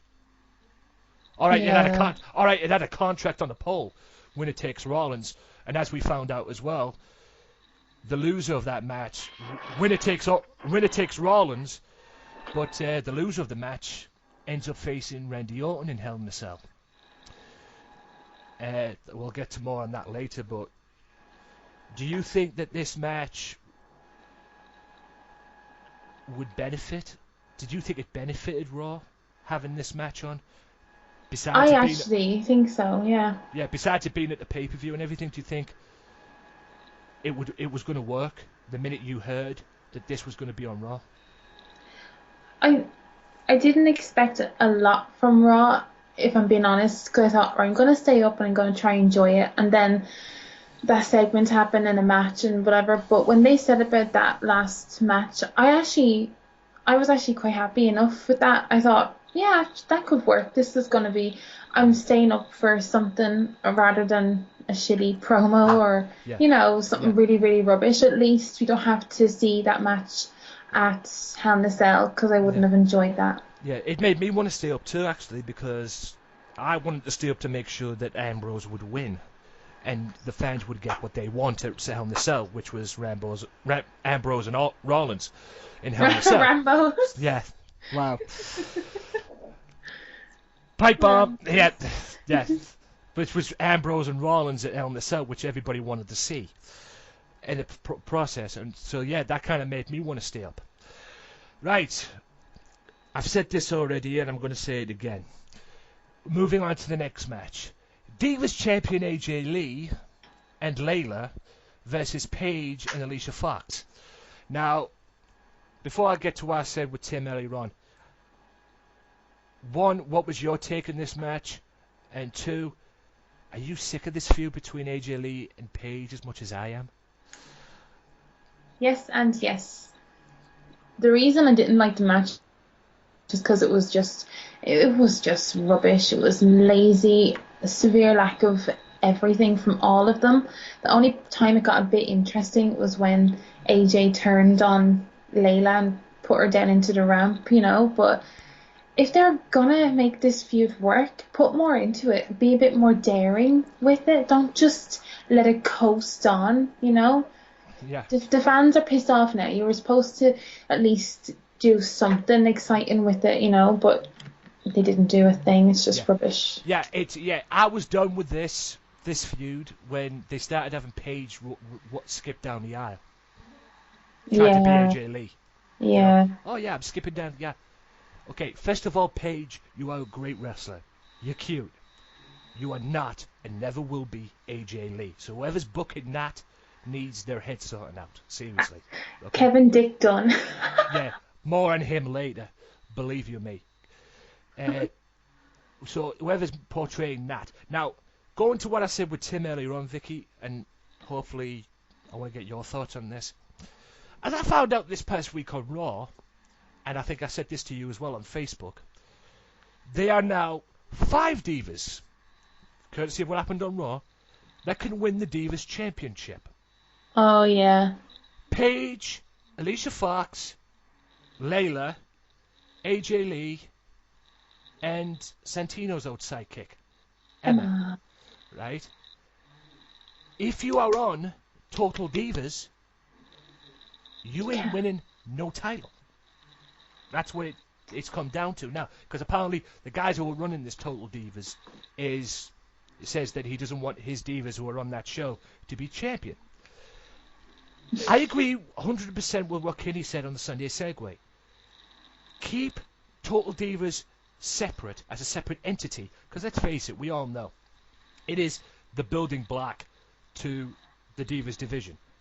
Yeah. Example, what Natalya said when Natalya and Summer Rae's little beef that they had when Natalya ended up pulling Summer Rae out of the car with Rosa Mendez and that, and then they ended up having a match on Raw. Keep that as a separate entity, as a reality show, but put the Divas division as a division itself. Keep it away from the Total Divas thing. And my worry and my question to you is, if this is the case, there's only 5 divas now on the roster, as we know it right now, that could win the Divas title. Yeah. What does that say for the NXT girls when they eventually come up? Stay down in NXT. Do not move from NXT. Stay there as long as you can, because you don't want to be called up to the roster. No. There you go, ladies and gentlemen. Stay the hell down there. These are way too good for Raw, SmackDown, main event, any pay-per-view. Seriously. Yeah, because let's face it, I've read this on the internet, on the dirt sheet. Charlotte has already made it clear, the reigning NXT Women's Champion. Charlotte has already made this clear that she wants AJ Lee. She wants to have a shot at the title. My question to you is, my other question to you is this: if Charlotte comes up and she goes on Total Divas and she ends up on Total Divas, what she's saying ain't gonna worth nothing, because she ain't gonna get no Divas title. I can't see her on Total Divas though. She's not. She's like Paige and AJ with her work and stuff. She's not. I don't think she's into that at all. She's wrestling, just pure wrestling. Yeah. Hopefully. Yeah, key word hopefully, but you never know with WWE. Don't let us down. Yeah, you never know with WWE, and let's just say this: Total Divas is already killing the WWE Divas division. Not that it wasn't killing it anyway, because the WWE Divas division was already dead anyway from what it was. They don't care though. They don't give a shit about it, and it really pisses me off. Thank you. You're welcome. Yeah, it's what I've been saying, and on previous podcasts, for all you guys that are listening, you have probably heard me be very, very vocal about the Divas division. I.e., example, with the title reign that Paige got after WrestleMania when she beat AJ Lee, made her look like a complete idiot and that. Okay? I totally agree with what Vicky's saying. Keep the NXT girls away from Total Divas. Yeah. Don't ruin their career, okay? Charlotte in particular, because I've dubbed Charlotte as the future of the Divas division. But if she comes up to the main roster and ends up on Total Divas, she ain't gonna have no future. Yeah, I don't want them to come up. Her, So, Bailey, Sasha Banks, a lot of them, they're too good. they are really, You know, they're really way good. too good. They're Really good. Let's just move on. Frustration is Yeah, killing it me. is. That thing on. It's frustrating for me, and like I say, I've been very vocal about the Divas division on the podcast. Previous. Next match was a kind of although it was a great match from what it was, a kind of a pointless match, to be honest. As well, Randy Orton versus Dolph Ziggler. Now, it was good to a point. It was good for Dolph in a way because Cesaro was at ringside. And Randy Orton had this little beef with Seth Rollins. Because Seth Rollins came out during the match and everything. And Orton's telling him to go back and everything. He's pushing him to go back and that. And then it goes to a break, which is complete idiotic of WWE. And like I said, Tim was very vocal about this as well. Why they go to break during matches, I do not know. But... Nope. What did you think about this match, and did you think it was good? I actually really enjoyed it. I think I tweeted out about really enjoying it, and that, I hate to be a bit of a, cliche, but that RKO, holy shit. Yes. He just picked him up, just threw him, and there you go. And I loved that Orton tweeted straight away, how about that RKO out of nowhere? I was just like, he knows them vines are out there. Yeah. Do you think that was his best RKO? No, he's so many good RKOs, but it was definitely one of the best this year. Yeah, but that's what Orton's about, ladies and gentlemen. Whether you love him or you hate him, Orton is good. Yeah, he's good when he has a good opponent, the likes of Ziggler, that makes him work, Yeah. But there's such a face turn happening. You just took the words out of my mouth. I was about to ask you, can you see this face turn happening? And I'm happy for it to happen. I don't like when he's a face for too long. I'd like him to switch it up all the time. I think he's good enough to do that. Yeah. Like the last time he was a face, it was just too long. I thought, my God, turn heel quick, But I think he's been working harder than ever. Yeah. I miss the Orton of the Viper, the one who used to kick the heads off people, and the one who used to, the one who was more slithery and he was more vicious than Viper. This corporate Viper, I'm not a big fan of, and like you say, I hope this face turn happens, and the sooner it happens, the better. I'm just a bit worried about like Ziggler losing, and obviously because of the belt and stuff. Yeah. And I worry about the feud with Cesaro. I'm wondering, like, it's just in the top of my head. I'm like, is it they need to work on that a lot more? And then it just seems so throwaway because he was in such a feud with the Miz, and it's just switched up it's moving too quick. There's no time for us to get invested in a feud on the mid cards, Yeah, I agree. And this feud between him, this potential feud that we all know it's going to happen at some point. Whether it will happen in Hell in a Cell, I don't know, but you all know it's going to be Ziggler versus Cesaro for the Intercontinental Championship. Is this looking good for Ziggler as a champion right now? Because alright, he's lost to Orton, but is this a building block or a stepping stone, saying that making people think that Cesaro's going to beat him for the belt? It's hard to tell, isn't it? Yeah, it's very hard to tell. Because they change. It's like what I said a second ago. They changed their minds so quick. How are we supposed to know? Exactly. And that it's not a clever marketing move by the WWE if they think that way. If they think, if Kevin Dick Dunn is sitting in his big fancy fucking office thinking, let's just switch the feuds every few weeks, that'll keep it exciting. If he thinks that's how it's going to happen, he's making more people tune out and over to football quicker than he can say his own fucking name. Yeah. Now, excuse me. No, you know what? Do you know what? I had You know, I was going to wait until the end of all this, but you know what? I'm going to bring this Kevin Dunn thing up right now. I said this when Tim was on, and I'm going to say this right now. I saw it on Facebook during his little comments that he always has every week, and I'm going to say who they are, because, you know, it is what it is. Sunday Segue posted a comment saying that, and I don't know if this is true or not, and from what I've read on the dirt sheets, apparently it's not, if you believe a certain JBL. But apparently the reason why Justin Roberts was released this past Monday after Raw, as well, by the way, apparently he was released due to Michael Cole and one Kevin Dunn. Dick Dunn. Yeah. Kevin the Dick Bucky Beaver Dunn.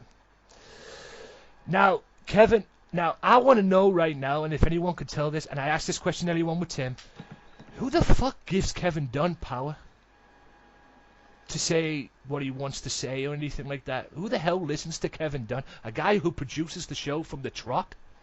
Or edits the show, or does whatever the fuck he does in that truck, you know? Who the hell... When did people start listening to him? I mean, no wonder Jim Cornette hates the guy. And no wonder he's not well liked. And you know what? It wouldn't surprise me if Kevin Dunn was the reason Matt Stryker left. You know? I don't know if this is true or not. Like I say, I don't know. But Kevin Dunn, fuck you. Seriously. Fuck you. And fuck whoever's allowing you to have power or a say in this. Now, going to what I'll say this right now. According to JBL, he denies there was a fight between Justin Roberts and Michael Cole. Apparently this supposed fight, whether it did or didn't, happened where during the Randy Orton-Dolph Ziggler match, where Michael Cole and Roberts was yelling at Michael Cole during the match and flipping him off. And JBL addressed that on Facebook, saying that it was preposterous, meaning it was a load of rubbish. Now, whether you believe JBL or not, and quite frankly, at the rate he's going at the moment, I don't believe a word that comes out of JBL's mouth. Fucking arsehole. Yeah, exactly. I wouldn't believe a word that comes out of JBL's mouth that was legalized by a court of law. No. But whether it did happen or not, if it was the reason, fuck you, Kevin Dunn. If this was the reason that Justin Roberts is left, fuck you, Kevin Dunn. And if you want to hear what I had to say about Michael Cole, go back a couple of episodes. Go back to episode 19, the week before SummerSlam, when I did a pipe bomb on Michael Cole and his bullshit, ridiculous interview that he did on WWE.com with Dolph Ziggler before Dolph's match with The Miz at SummerSlam. Oh, It wasn't the interview. It was the two stupid questions that he asked Dolph about his Twitter following, and another dumb question he asked as well. You know, when he was this, he used to show off, and he was this great guy. It was all hype. That's what he asked. Something round about that point. Go back and listen to episode 19, and I'll say it, because what I've got to say about Cole, what I want to say about Cole, I basically say on that episode. So. Anyway, moving on. Before, like I say, the frustration's starting to build. My frustration's starting to build. Have a cup of tea. Yeah. Yeah. Beer, please. No. Right. That match with Rollins, the match with Orton and Dolph Ziggler, led to the next match, because Rollins came out during it, and he ended up in a match with Jack Swagger. Now, what was your take on this match? I didn't mind it, actually. I thought it was quite solid. A little tiny bit slow at times. I felt like they were being pushed a little bit. Make it a long match, fill some time. That's what I kind of... But, yeah, I don't know. Right. Do you think that... I've never asked anybody this, and you're the first person I've asked this. And I'll probably ask this on the Facebook as well. Do you think that they've put Jack Swagger as now a babyface? Kind of. Right. Right. He's now a babyface. Do you think they've put him as a babyface to lead up to him maybe facing Wade Barrett when he comes back? I never thought of it. I just thought of that right now. Because let's face it, people are... Because the reason Wade Barrett's on the shelf is because of Jack Swagger. And I've been very vocal about that as well. I mean, don't get me wrong. Jack Swagger, as this babyface that he is right now, is slowly earning my respect and everything. But I will say this, fuck you for putting Wade Barrett on the shelf. Look. Because I'm a big Wade Barrett fan. However, is it a possibility that he could be facing, that could be building up to a match down the line? Could be, but... Yeah, actually, I never really thought about it. I kind of when wrestlers are not on the TV often, they're not tweeting often. Not that I don't remember them, but I don't concentrate on them. Yeah, that's really bad. Like Daniel Bryan, I mean, I'm a huge fan, and I always have been.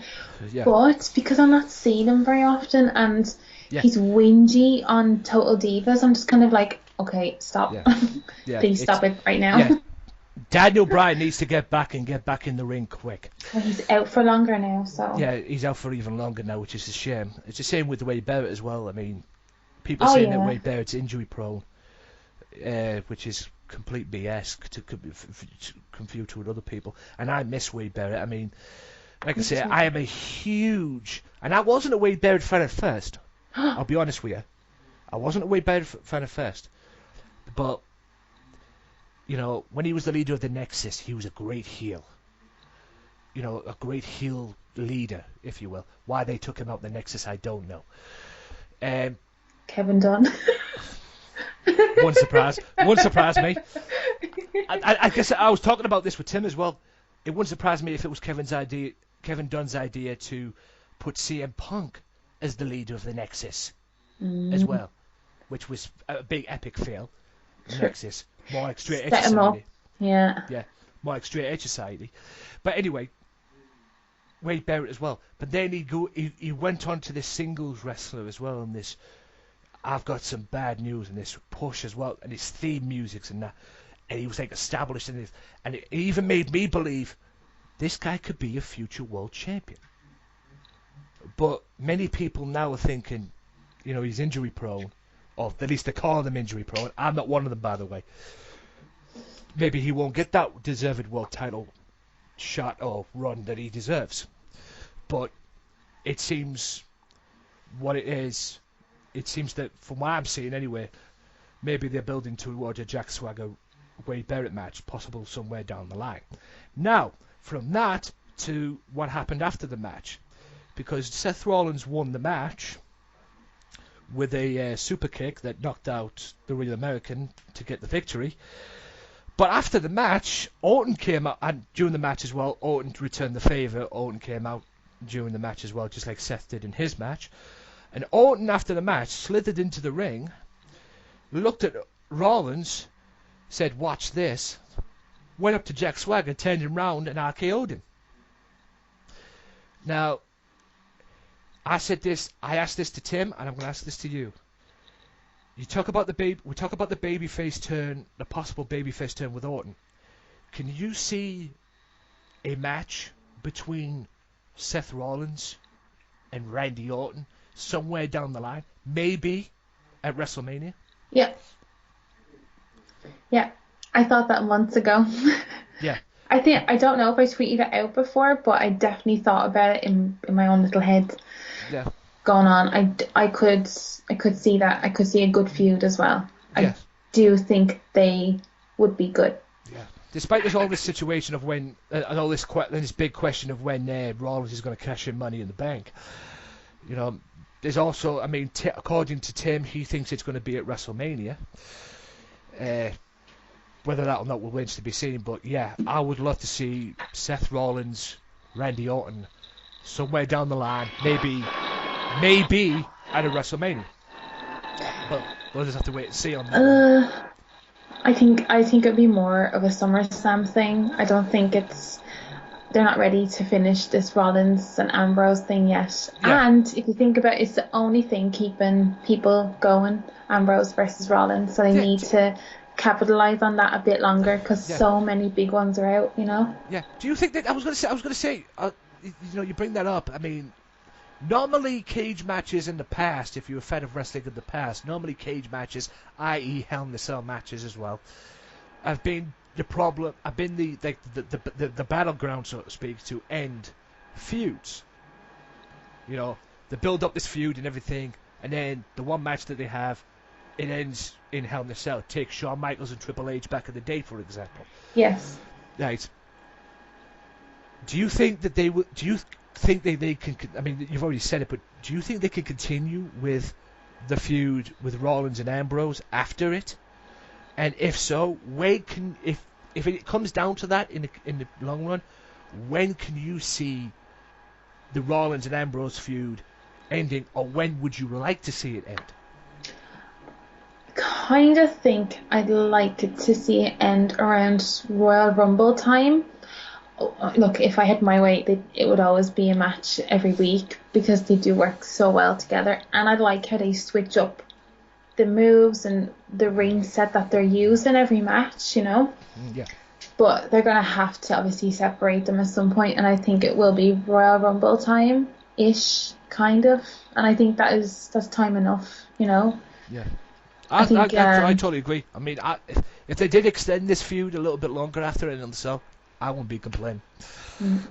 Because I'm a big fan of, like I said, I'm very vocal about my fan and my fan thing with Dean Ambrose and everything. But I've been watching Seth Rollins since Ring of Honor days, and I knew at some point he was going to be good. And you know what? I can't wait till this guy becomes world champion because he's got the money in the bank. We all know at some point he's going to be world champion. Just a case of when. But I think he could be a great WWE World Heavyweight Champion.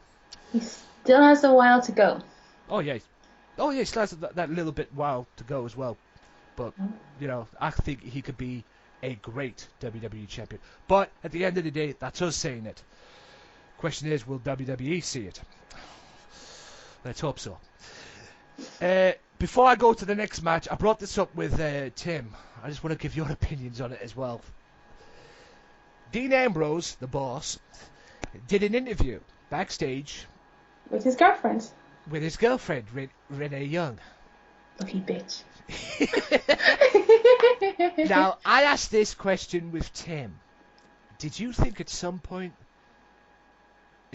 during that interview, Renee wasn't getting turned on? What? I don't know. I really thought about that. I mean... You've issues, dude. Hey! You really do love Dean Ambrose. No, this is Renee Young. I'm not talking about me. Oh. I'm not talking about me. Do you think at some point Renee Young was getting turned on by that? Hell yeah. Any hot-blooded female would. I'm joking. Yeah. No, say your piece. Because, I mean, I could say what Tim was saying, but you'll have to listen to what Tim... You have to go back to listen to what Tim was saying. I mean, Jesus Christ. But, yeah, I mean, that's the first thing that came to my head, because, as you well know, ladies and gentlemen, people, if you don't know, if you don't read the dirt sheets or whatever, they are actually dating in real life or outside of WWE as well, which is, and like Vicky say, if you're a female out there and you love Dean Ambrose, you're probably thinking that Renee Young's a lucky cow. Oh, yeah. Yeah, but that's a different story. Right, next match, right. I'm dying to get your thing about this. Rusev. And the Big Chef. And the Big Show. What was your take on this match before I get to the... It's kind of made me... The last few weeks... Maybe a month or so, actually, I've kind of warmed to Rusev a lot. If you remember on Segue, I've said it before. I think I said it on your podcast before as well. I just wasn't a fan. I wasn't getting it. It was just not... I didn't want to care about Rusev. But I'm slowly coming around to the fact that he is actually awesome. Yeah. Monster heel, you know? Like I say, you've said it there. You hit the nail on the head there. Monster heel. That's what he needs to be, and that's what he needs to stay, this monster heel. And like I've said many, many times, if he walks into John Cena, this monster heel will die. Yep. Simple as that. Because like I say, look at what Tenzai did. Tenzai, this big heel, who's A-Chain, by the way, for you people that don't know. Tenzai came in, this monster heel, this big badass. What happens?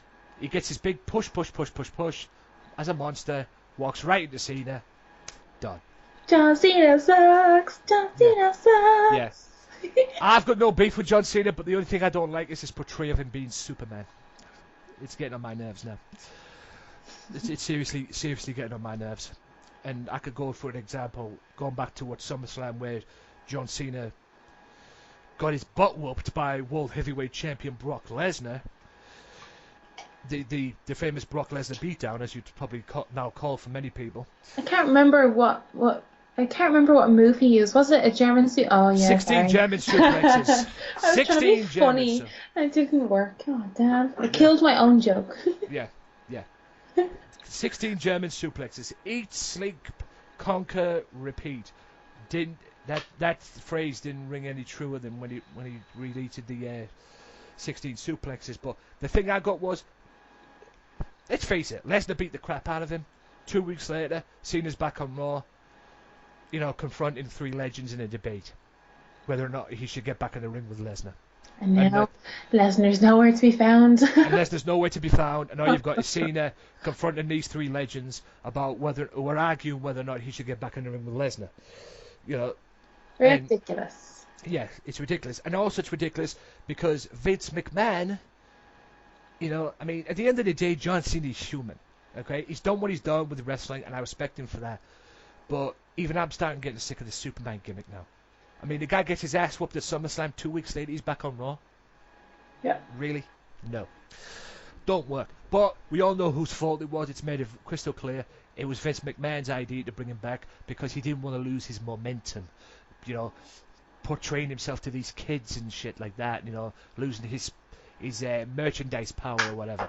Get the fuck out of here. Come on. The guy's human. He's not Superman. Continue. I know, well, I don't know, but I heard from a lot of sources that Cena has asked in the last year to be obviously let more of the stars of the future, I guess, come through, and he take a bit of a backseat. Yeah. And then Daniel Bryan got injured, so I can kind of see, we're all pissed off at Cena, but they needed someone to step in and get the money for the company, basically. Yes. Yeah. Because Daniel Bryan's out, and he's out for another, I'd say 6 months now. So on the other side of it, he's Superman, he's annoying, he doesn't put many people over, apart from Ambrose on Monday, but he still, he has to earn his money, and that's, I agree. He's their cow. Yeah, I agree with that. I agree with that to a point as well. But the thing that gets me, and you talk about him, it goes back to what I said on the Segue show. Have you heard that rapper Chipmunk? You heard of the rapper Chipmunk? No. Right, there's a rapper called Chipmunk. Oh yes. British rapper who's now calling himself Chip, I think. Oh. He's Chipmunk. He's had hits, good hits as well, and he did Champion as well. He was born a champion. With Chris Brown. With Chris Brown, yes. Less said about him, the better. But it goes back to what he said. He had a hit single with Look For Me. And I said this on the podcast as well. It seems now to a point, and I don't care what anyone says, you can boo John Cena, you could cheer John Cena, but at the end of the day, storylines aside and everything, John Cena is WWE's go-to guy. If WWE can't find their way, they look for Cena. And it's portrayed that with the Daniel Bryan injury as well. Who did they go to after Daniel Bryan got injured to put the belt on? Exactly. They went to John Cena. And it's like I say, if WWE can't find their way, they look for Cena. They say, here's Cena, we need you to hold this belt, we need you to have a run with it until we can figure out what the hell else to do with it next. And it obviously went down that route now because Brock Lesnar's the champion. But maybe we could sit and debate about Cena all day if we wanted to. But going back to the match, the Big Show match, Oh, that drop kick from Rusev. Holy. Yes. I'm glad you brought that up. I actually forgot about that. Holy shit, did he get some height on that? Didn't he? Who did the body slam? I just remember body slam. Was that Rusev? No, couldn't have been No, Rusev. I don't Oh, know. show. It was a show. Yeah. Show you. But that fucking drop kick though. That Holy drop kick though. Jesus. I mean, I wasn't expecting that. I mean, all I seen was this Big Show bounce off the ropes. Next minute, drop kick right in the face. But going back, I mean, Mark Henry came down. Now I asked this with Tim. When Mark Henry came down, did at some point in your head did you think Heel turn. heel turn? Yeah. Yeah, heel turn. Because apparently Big Show slated him or slagged him off a little bit to his face, saying that he couldn't get the job done and he was going to get the job done. Big Show was talking about military. Oh yeah, I remember that security episode. thing. What the fuck was that? I don't know. As well, he came out and we were all thinking heel turn. But obviously Big Show was a little pissed off about it with what he said and that. Now, as that was going on, as them two were talking in the ring, Rusev and Lana were on the outside, and what do you know? The Russian flag came down. And Big Show and Henry turned round and they're pissed off. And you could tell by the look on their faces when they looked at each other, they're pissed off. And one of them goes out, Mark Henry goes out one way, Big Show goes out the other, and they basically just corner Rusev to a point where Lana has to move out the way, and Big Show and Rusev doesn't know what to do, goes to attack Henry, him and Henry start fighting, and then Henry pushes him or punches him, Rusev turns round and walks right into a right hand from the Big Show. Did you enjoy that bit? Because it seems that got over good. No, because I knew what was going to happen. It's Yeah. going to be another few weeks of Big Show versus Rusev. Then it's going to be Mark Henry heel turn against the Big Show, most likely. This is like their annual push that they get every fucking year. And it's just going to end up with Rusev versus Cena, probably. And we're all going to be miserable. So, no. Yeah. But I asked, I agree. I could see that happening as well. And like I said, this is WWE we're talking about, and it wouldn't surprise me if it did. But there was a point in that situation where Rusev got knocked out by Big Show. Freaking JBL at ringside. Now, I hate to bring this guy up, but this guy is cheering on the Big Show. He's cheering, and when Big Show knocked out Rusev, he's cheering him. Yeah, you could see it in his face. You could see the reaction when he did it and everything. You could see he was cheering. You could hear it. Boy, could you hear it through the announcer thing. But the thing that got me, he's doing that, and the minute Rusev and Mark Henry are going back up, he's calling them losers. Yeah. What the fuck? He's thick. He's as stupid as they get. Yeah. I mean, who is in JBL's ear? Because obviously there's somebody in his ear talking to him. And Kevin Dunn. Like it wouldn't surprise me. It wouldn't surprise me. But, yeah, but it's like I said to JBL. I mean, it's like I said with Tim. Please get JBL off Raw. If you want to keep him as if you want to SmackDown. Put him on SmackDown. I'll give him something that he can do. Like, don't put him on NXT. I know I said put him on NXT with Tim. Don't. Okay? NXT don't need an idiot like him. It was bad enough he was the general manager. That's what we need. That's what we don't need. But I take him on SmackDown. But it's like I say, if he wants to be a heel commentator, he can learn from somebody. He can learn from Jerry Lawler. Because Jerry Lawler back in the day was a great heel commentator. Yeah. And JBL could learn from that. But JBL is the biggest moron around in the commentary position, and he needs to leave. Put him on SmackDown. Put him anywhere. Hell, put him on Superstars, for God's sakes. Take Renee Young off there and put Renee Young up on the announce table. Whatever. No. Or whatever, hypothetically speaking, but whatever.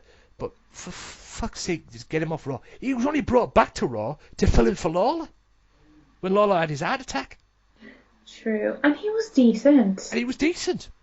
But he needs to be more open. I don't know, there was this thing that Tim was talking about him doing this politics thing that he watched on another network or anything. And he needs to be more open and more vocal, not more idiotic. If that makes sense. You know, but he's just retarded, and he is the worst. At the moment right now, he's the worst announcer WWE have got. And how the hell did he convince somebody to get fucking that JBL show up? Fuck me. Oh, the YouTube thing. Yeah. That wasn't half bad. I watched it just because I wanted to see Barrett, but it was alright. And Yeah, Cody oh, yeah. Rhodes, I thought Cody Rhodes was good on it. Oh yeah, Cody's good. Yeah, hell yes. Cody's good at everything, and he's even good with the Stardust gimmick. Do you fancy him as well? No. I don't fancy Dean Ambrose. I don't know, like, you know, if your audience thinks that you fancy Dean or Cody, then they have to tweet me to let me know. No, I Tweet don't me fancy at Vicky Dean. Earls. Oh God. Now I know what James Powers feels like. Johnny. Yeah, but all I want to do is just kiss him. Just kiss Dean Ambrose on the lips and say, why are you so fucking good at what you do? Because like you It's say, the third Vicky. time you said that in this because hour. because that's you say, Vicky. He is the boss. And he's the only good thing about WWE at the moment, at least in my opinion. Sorry, Rollins. Thanks very much. Yeah, there's Rollins as well. Ziggler. Thanks very much. I'm joking. But Anyway. no, there's Rollins as well and there's Ziggler, yeah. But as far as lunatics go, I mean, somebody dubbed Dean Ambrose the PG era. Stone Cold of the PG era. Oh, lads. Stop with all these comparisons, please. That's what somebody called him. It wasn't me. I mean, Silly. I've got no problem to agree with that, but you know, but hey, It's you too can never be different. Stone Cold. Yeah, exactly. You can never be Stone Cold. Anyway, moving on. Right. We move on to God. What? The Miz beating Sheamus. Now, I've been very vocal about Damien Mizdow and Damien Sandow, whatever you're calling him. And I'll get to the Sheamus bit in a minute because I want to get your thoughts on Sheamus. But I actually thought what he was doing on the outside was pretty funny. And I've said this with Tim. The little mimicking of what Miz was doing in the ring. I actually thought it was funny. However, this thing that they're doing with the Miz and Sheamus and Mizdow, I believe it's making Sheamus look like a bigger idiot. Wow, get my teeth in. A bigger idiot. Because they're not making him look good. They're making him look ridiculous. I mean, what's this now? Count out victory, a disqualification victory. I mean, Sheamus is supposed to be the US champion. Granted, the US title is not worth much at the moment. But, I mean, what do you think about Sheamus? I mean, people have been very vocal about him being face and everything, how much they hate it. What's your take on this? You can't not admire the work ethic of Sheamus. He I love is Sheamus. absolute brawler. He'll fight anyone, doesn't matter who, and he'll give it everything he's got. His gimmick, his character is dud. It's dead in the water. It's not going nowhere. His title reign isn't going nowhere. And I actually feel a bit sorry for him. I kind of feel like he knows he needs to change it all. I think he's not that stupid. And I think he knows people don't like him at the minute as well. So, he's taken what he's been given, and I feel sorry for him in a sense because I don't like him. I like his, like I said, I like his work and stuff, but I don't like him as this huge face crap. Yeah. You know? Yeah, I admit these. I mean, like you said, I love Sheamus. I mean, the guy will fight you. I mean, I've been watching, like I said to Tim, I've been watching Sheamus ever since the days we had the wrestling channel over here on Sky. Yeah. And he was in a promotion called Irish Whip Wrestling, Yeah. IWW, and he was the backbone of that. He was like the John Cena of that company. Yeah. He was the backbone of that company, and I knew from that day forward he was going to be great. And look at him now. He's on top. He's in WWE. He's on top of the world. But at the rate they're going with him right now, I think WWE are just making him look like an idiot. Yeah, it's a lot of devaluing. Yes, they're devaluing somebody who first came in and was like this Irish monster badass, and got pushed to the moon and put Cena through a table and won the WWE title the first couple of months he was in. And he had a big, huge run from there. Now it's gone from that to making him look like an idiot, and I am concerned of the direction WWE will go with this guy. But like I said, I like Sheamus. I'm in two minds about this Sheamus that's happening right now, and what he's allowing WWE to do. Because at the end of the day, we can sit here and talk. It's all Sheamus there, Sheamus there. It's all WWE. Yeah. It's all WWE's BS. And like I say, booking, WWE logic. Do you think Miz will get the US title? Because he's going to get a title shot soon, at some point. Don't know. I mean, and to be honest with you, I don't really care. Yeah, neither do I. I do think Mizdow is hilarious, though. I couldn't watch that match. I was laughing so much at Mizdow on the outside. I couldn't stop laughing. He is so good at it. Then on the other side of that, it's so sad to see that Damien Sandow is doing that, and he should be wrestling. He should have some belt around him. He is so good. You know? Yes. Are you clapping me? Yeah, I'm clapping you because I agree with what you say. They should put Damien Sandow back in the ring and have him doing what he was doing before this whole thing. But the only reason he's doing that now because WWE released 3MB, or split up 3MB. Yes, he's still in the company. Jinder Mahal and Drew McIntyre? Yeah. Who's now Drew Galloway. If you watch ICW. ICW. Sorry. I fucking love ICW, god damn it. I could talk about that all day. But going back to what I was saying, I mean, now that they've gone, Sandow is now the comedy act, as what was clearly happening on Raw. He's now the joke of what happens on Raw. Fine, keep him like that, if you want to get him into that point, WWE, but for God's sakes, put him back in the ring and have him doing what he was doing before. But have him that wrestler. Go on. I think in another way, just because I have some creative crap, but I think, are they doing this to get him over with the fans so that the fans can invest something into him? If they're gonna give him a belt now, next year, whatever, they're gonna need to push him and for the fans to connect with him. They can't really do that unless they get him out there. So if he's this funny, gimmicky, kind of Miz wannabe stuff, fans are loving it. Everyone is talking about it. It's really, really funny, and you look forward to seeing what's he dressed up as this week. Yeah. So, in a way, is that what's going to unfold eventually? Are they going to redeem his contract crap with Cena? You know what I mean? Yeah. Do you know what? Do you know when I said to you about with the Wade Barrett Jack Swagger thing? Yeah. I never thought of that myself. See? So we're even in that respect. I never thought of that myself. Maybe they are pushing him to market him. No, they probably aren't. But they probably aren't, but hey, if the thing gets over, I mean, it's obviously getting over because we're talking about it, and people are talking about it. Everyone is, yeah. But whether they do that or not, I mean, if WWE don't do something with him soon, say maybe 3-4 months down the run, he's going to be unemployed, and I hope and pray that does not happen. But this is WWE we're talking about, so it's more than likely going to happen. Morbid. Yeah, it's just thing. Now, I didn't talk about this with Tim because this was my bathroom break. But if you want to talk about it, go right ahead. The next match.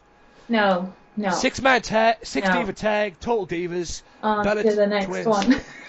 One question I will ask about this though. Is this feud between the Bella Twins ever going to happen? Nope. Oh, yeah, Hell in a Cell. One, they're going to have a match, and... Sorry, I had to close my drawer. They're going to have a match, and the loser is the winner's bitch for a month. Come on! Oh, so it is true. I mean, Tim said this as well. I'm not denying Tim or anything like that, but Tim said this as well. Yep. But yeah, way to kill a few, WWE. Yep, and it could have been good. It could have been so good. I'm Yeah. telling you. I try. I haven't done my own videos in a while, but I try and give the divas a bit of a break because obviously I'm a girl, blah blah. But I just can't anymore. I can't. I haven't even seen Total Divas this week. I just cannot. Yeah, I've never watched Total Divas anyway, so I have that advantage. But I seriously think turning Nikki Bella heel was a waste of time. Should have been Brie. Anyway, let's move on. That's my thought. Yeah, Should have been Brie. Yeah, we'll leave it there. Yeah, I could say something else about this, but I'm not going to. No, I've said my piece. let's be Sticking nice. up your rear end. Right, main event, boss. Oh, your lover, Yeah. Tony Ambrose. He is my man. He's my homie, the one and only Dean Ambrose, and old Superman himself, John Cena, in a no-holds-barred contract on a pole match. Winner gets Rollins, loser gets Orton. Now, this was a great match to me, but it was ruined. By the Cena's authority. bulldog. No, not Cena's Bulldog. The authority. The authority got involved. Oh yeah. And we all knew, and now we know the reason why this was a no-holds-barred match. Right? Am I correct? Yes. Why we know why. So Triple H can have his goon squad get involved. But anyway, what was your take on it? It wasn't bad. It wasn't awful. I loved the chanting at the start. You know, the dual chanting, you know, for Ambrose, for Cena. That gets you going. So they had a good momentum, you know. Cena's bulldog was, oh god. Did he try a different move that match? I think I tweeted that he did a 6th move. I can't remember. Yeah. Shit, I can't remember. I mean, Cena does the weirdest dropkick I have ever seen. It's crooked. It is a crooked dropkick. Like Batista's bomb thing. What's it called again? Batista bomb? So what's it called? Yes. Is that what it's called? Yeah, the Batista bomb. They're always crooked. Cena's kicks are crooked. Yeah, the Cena dropkick to me, I mean, don't Small get me wrong, legs. don't get me wrong, he gets good height, but it's not a dropkick that you would. It's not a dropkick that you would call a dropkick. You know, It's not perfection. I mean, God damn it, he tries, and God bless him for that. But you know, it's not a dropkick, at least in my opinion, anyway.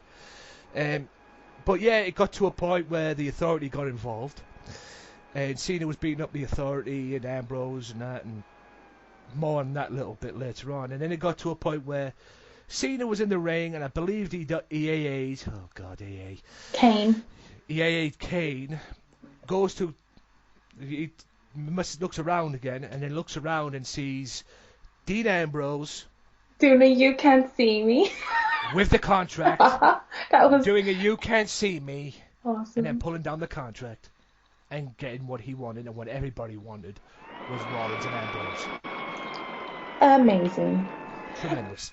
And Yeah, go on.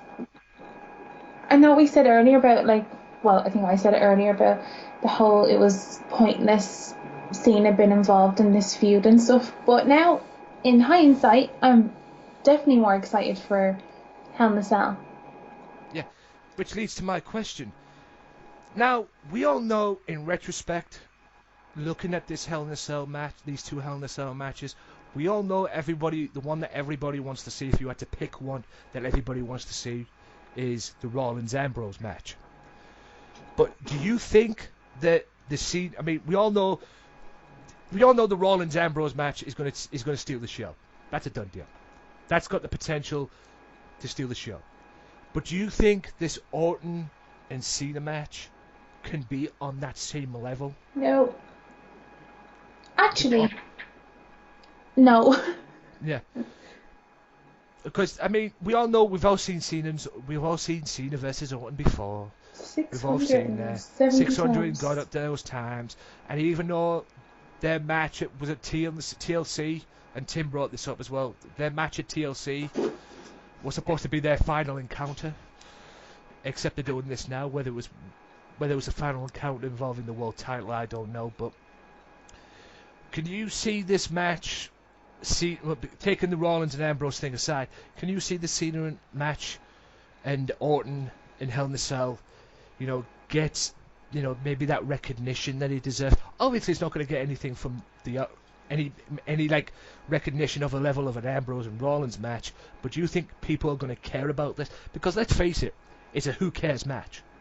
It's going to be an interference. There's going to be an interference, I think, at that match. New Authority, which is going to build and build and build for Orton to rebel into a face turn against the Authority. So I think it's going to be an alright match, because I think Orton has a bit of a new lease of life lately. He's been wrestling a lot better. I've been really watching him as opposed to just sitting there, Yeah, it was just Orton. Yeah. Yeah. Not fucking Cena. No. But Orton, like I said, Orton is good. I just wish, and I hope this face turn is true, because I just wish he'd break away from the Authority. He doesn't need to be in the Authority anymore, and he doesn't need to be this corporate viper anymore. He just needs to be going back to his old self, the viper, the one that didn't care, the more vicious Randy Orton, not the suck up. But yeah, as soon as that happens, the better. And yeah, I totally agree with what you're saying. This could be a build up to Orton's potential face turn. We'll see, but if he's going to be a heel, I think he should learn the lesson. If he's going to be a heel by himself. Don't be integrated with like the Authority or, The only time he was ever good, the only time he was ever good as a heel for me, if he was like in a group situation. I mean, he's been heel on his own before, and that was awesome. But the only time he's ever been heel as a group was with Evolution, although he was a little annoying to begin with. But he developed himself and grew into the role, and grew into this cocky legend killer type guy, which he was great then, and he grew into that. I mean, before he ended up going into Evolution, he was goofy. He was doing these news bulletins and whatever. And he was goofy, but then he developed it and created it, and that's why he ended up winning the world title at SummerSlam 04 against a guy WWE will not mention, Chris Benoit. Yeah, we mentioned on this show WWE. And then he developed on from there, and he pushed on from there. And also as well, Legacy. Because I thought Legacy were good. Cody Rhodes and Ted DiBiase before they split that up. But yeah, from this point on, unless he gets a new group, or unless they can give him a new group, or give him new players, or new wrestlers to work with in a group, in a faction kind of role, if you're going to be a heel Orton, be one on your own. Yeah. Corporate Viper does not work for you. Bring back the old Randy, and sooner the better. Right, with that being said, that's the end of the Monday Night Raw Rollins. The Monday Night Raw talking points and everything with Vicky Earls. Vicky, what is your ratings? I'm going to be generous because I stayed up and stayed awake. I'm going to give it a 7 out of 10. Ooh. I gave it a 6.5. How very specific of you. Yeah, 6.5 out of 10 for me. But yeah. And can I ask the reason why you gave it a 7? Was there any particular reason on Raw, any particular moment on Raw that made you think 7 out of 10? I liked the Orton Ziggler match a lot. I thought that Orton was great, as was Ziggler as always, but that RKO out of nowhere was amazing. I thought that Mizdow was hilarious. So funny. Made me chuckle at like some stupid hour. Didn't really like the tag team match, with Ambrose and at the start. That was a bit unnecessary. I liked the Rusev bits and anything to do with Ambrose and Rollins. I just thought it flowed a lot easier this week. Yes, it did. It did very much so. And one more. I've got one thing I want to ask you. It says here on the dirt sheets again, guys. You heard this earlier on. You're going to hear it again. Except this time you're going to hear Vicky's opinion. RingsideNews.com has apparently Ryback is to receive a big singles push when he returns. And there you have it, ladies and gentlemen. No, I'm kidding. Yeah, no, that's all I'm going to say. Yeah, I was going to say, do you think that could be good for his career, or what's left of it? Or do you think that is completely pointless? I don't have anything invested in him because of how much wrestling WWE have messed him up and messed him around. I don't have enough going. Like, I don't feel pulled to him. He's going to have to do something big to make an impact again. You know, he's been messed around so much by the company with teaming up with this person and this like face and heel. It's too much for someone who's so new. Yeah. Would you agree? Would you agree with? Would you agree that him turning heel, that moment that he turned on Cena, or supposedly turned heel, despite the fact he got cheered out the build, you know, him turning heel on Cena, or him turning on Cena, was that his downfall to you? But that going back to then, moving up to now, to the way that WWE have used him now, do you think that was his downfall? Maybe. Yeah. You see, Cena kills them. Yeah, like I said, and going back to Rusev, I worry about if Rusev gets involved with him. Good grief. I mean, this big, huge Russian monster, and that's how they should portray him. And despite having Lana, who looks, I don't know about you, but this Rusev and Lana thing, I don't know why, I keep thinking Lana's Bridget Nielsen. and it's some Rocky movie. Sylvester Stallone. Yeah, I know, and I'm just waiting for Rocky to pop out and say, oh yeah, speaking of Rocky, there might be a Rocky versus Rusev match at WrestleMania, from what I'm hearing. Oh, good God. Rock and mess. And also as well, before we end this, I've just found out, and I'm just reading here, and again, Kinney, right on the money as always, with his comments and that. Eden is replacing Justin Roberts. Ugh. Now, I don't know if correct me if I'm wrong, isn't that Cody Rhodes' wife? Yep. It is? Because she did a video blog. I remember watching the video blog that she did on WWE's YouTube page. And they blurred out Cody Rhodes. Weird. You know, this whole Stardust thing right now has got to a point where they actually blur out Cody Rhodes, trying to make us wrestling fans think, oh yeah, we don't know who Stardust really is. You know, let's blur him out. Fucking hell. You know, duh, we all know it's Cody. You know, Stevie Wonder could even tell it's probably Cody Rhodes. Bless him. No, I'm kidding.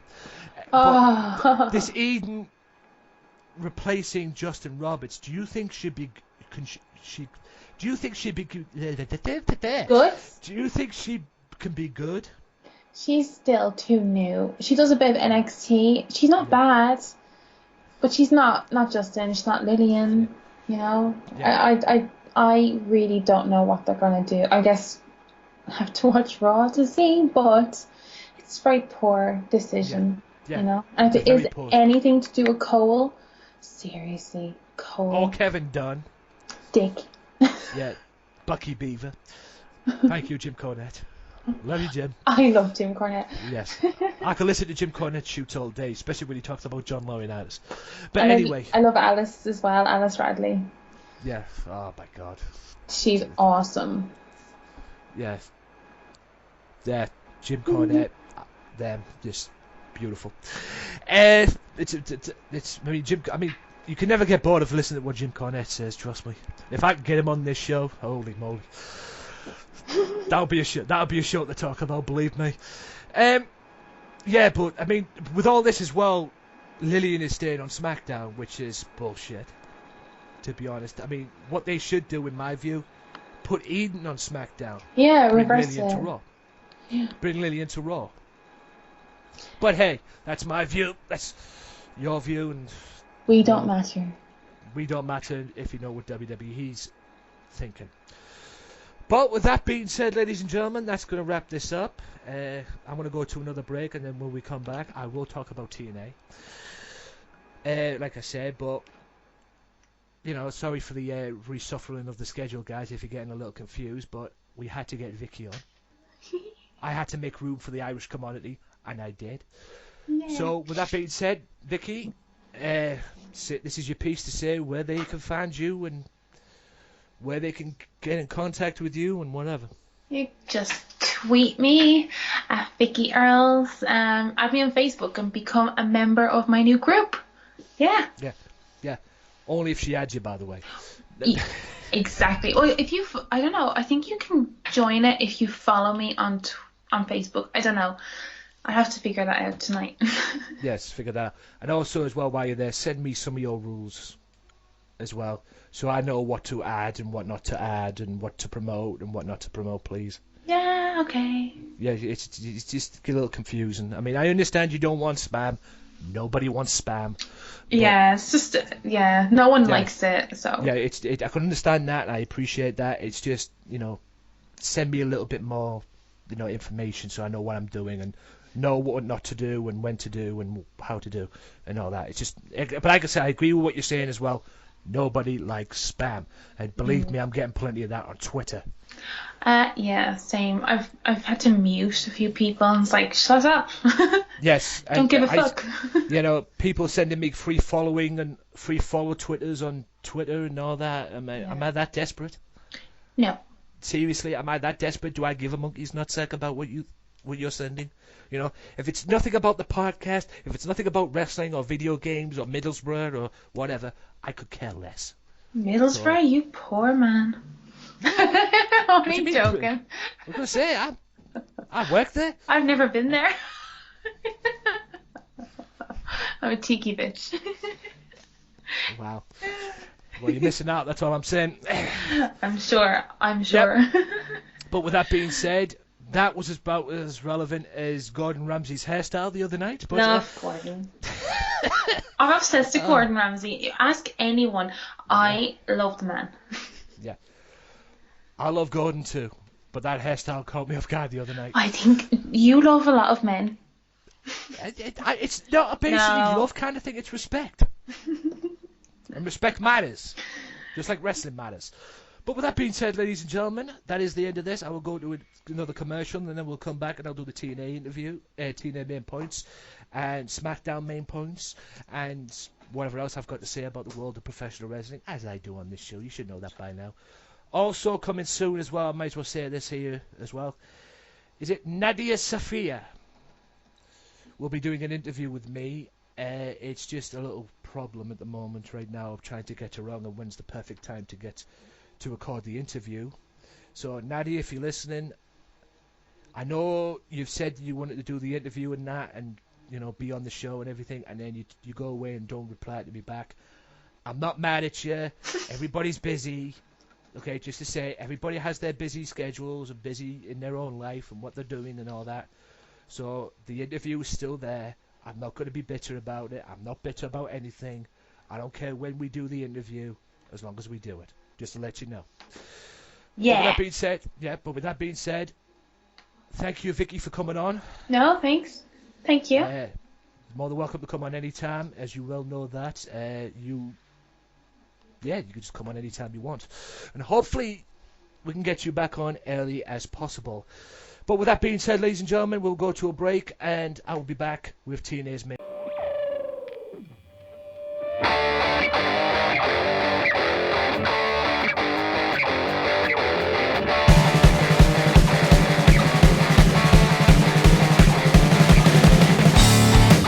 What is up, ladies and gentlemen? My name is Anthony Walker, the host of the Wrestling Matters podcast, and you can now check out the Wrestling Matters podcast on youtube.com/AJW Wrestling Matters. You can now go to Podomatic.com, iTunes, and now also you can go to a new one. That's right, a new site, Stitcher Radio. That's right, we're on Stitcher Radio right now. I'm on Stitcher Radio right now, and you could be too. Get yourself on there, download their app, the Stitcher Radio app, or the Stitcher app, whatever it is. Make sure you download their app, and you can listen to it on your phone, anywhere you want, at any time you want, at any place you want. That's the Wrestling Matters podcast now on YouTube, iTunes, Podomatic, and Stitcher Radio. Wrestling Matters, wrestling fans. Welcome back, ladies and gentlemen. Hope you enjoyed them two special interview things there with Vicky, having Vicky on and Tim. Pity we couldn't have them both on at the same time, but yeah, we managed to get them both on, which is cool, and I like that. Vicky being the person that she is and everything, and ferocious, and that's what you get out of them two. They hold nothing back, and like to say, there's no boundaries on this show. They hold nothing back, and you know what? I loved having both of them on. And guys, Tim, Vicky, thank you so much for coming on. Like I said, pity we couldn't have you both on at the same time. However, we got you on, and that's all that counts. And by the way, ladies and gentlemen, just to clarify something, okay? I do love, and I mean when I said I want to kiss Dean Ambrose on the face, okay? On the lips, and whatever, okay? But that's no homo, okay? I do it out of respect. Just to clarify that, because he is the fucking boss. Anyway, moving on swiftly. Time for the TNA main points. Now, TNA kicked off this week with Kurt Angle, the executive director, who apparently his contract is up, and there's talks of him coming back to WWE. More on that later. He kicked off Kurt Angle with Impact Wrestling settling the controversy between Bobby Roode and the world champion Bobby Lashley. Kurt opened by addressing the situation that happened last week and calls out Lashley to address the issue between him and Roode. The video recap, to play the recap of what he was talking about. Kurt addresses Lashley about MVP and Kenny King manipulating the World Heavyweight title picture and wants to know why he did not accept Roode's request for a rematch. Lashley stated he already had his shot and continued by extending a title shot to Angle. After a long stare down, Angle said that one day they will fight and he'll regret it. But not today. Angle set up a number one contenders 4-way match between Eric Young, Jeff Hardy, Austin Aries, Bobby Roode. Angle finished the segment by wishing them all luck. So that was the main event for the match. EC3 enters and is followed by his new huge bodyguard. EC3 introduces his new bodyguard, who is Tyrus.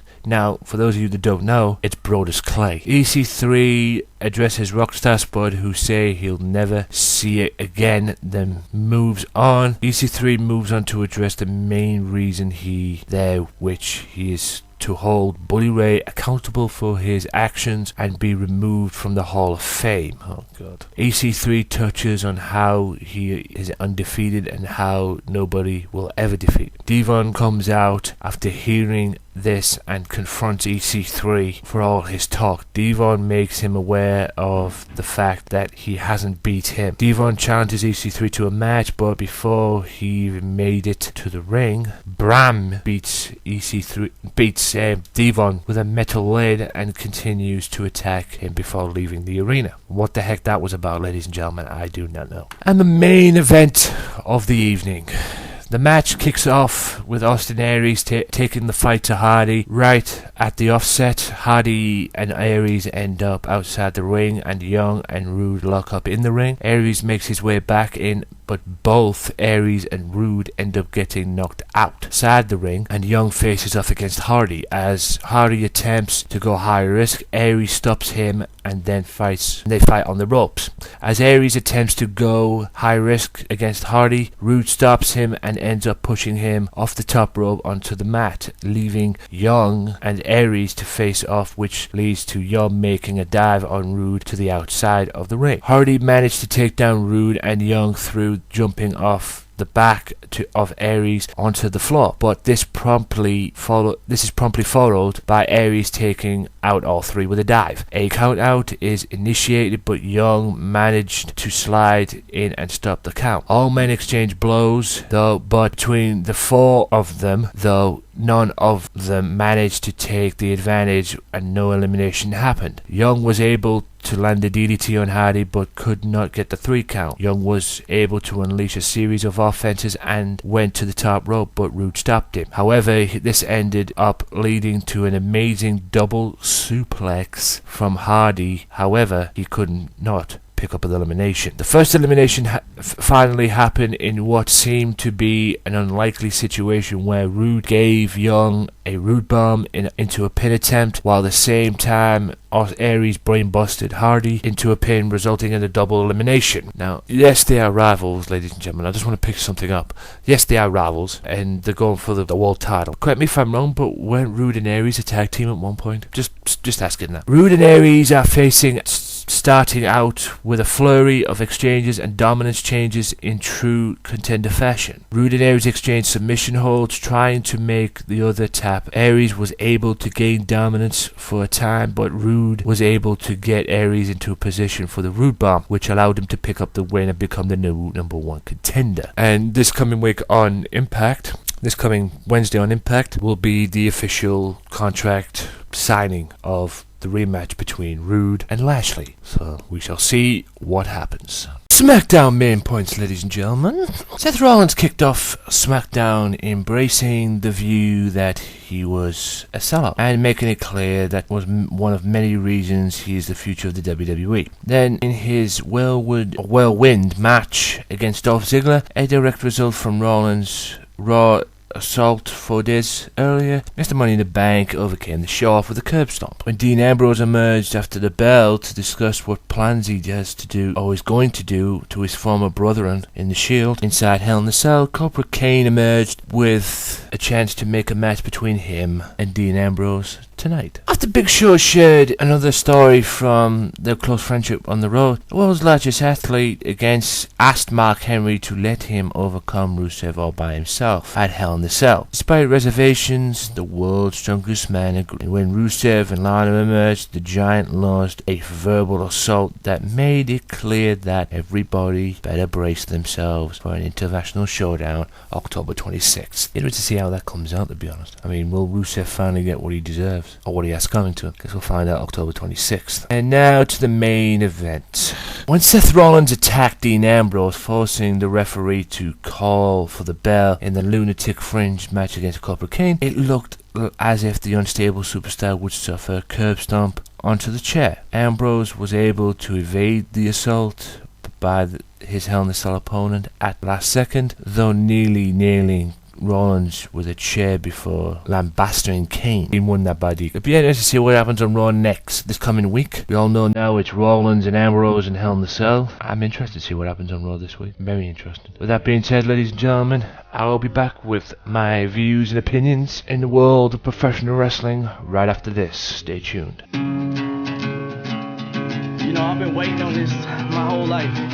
Slim, you my homie. Let's make shit happen.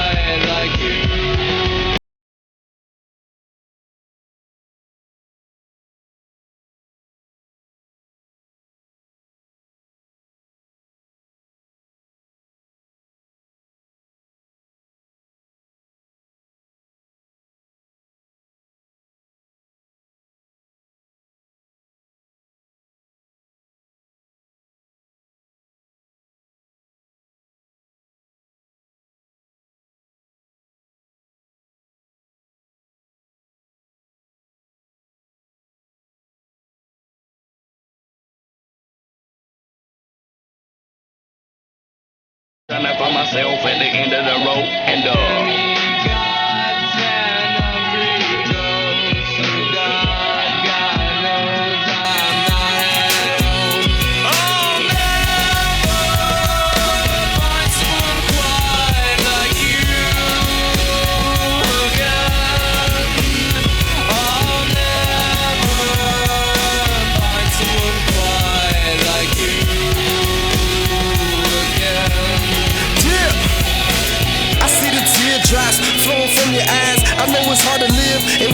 wanna die. We gotta make it past tomorrow, the limit's the sky. If you follow what I'm saying and ride with the vibe, I'm in this concrete jungle without a role model. So what's the problem bag without a 40 bottle? Hell, I'm just waiting on the day when I be blowing up. I treat my city like liquor the way I throw it up. But through the midst of it all, I never lose composure. Spain's games, a couple days, a strip poker. While I roll through the valley of the misunderstood, seeing the tears of the kids back in my hood. Constantly yearning for that BPO, wanting a life that's nice like a TV show. Yo, hope that I see heaven before hell. I told them that I'd rather see death before jail. Yeah.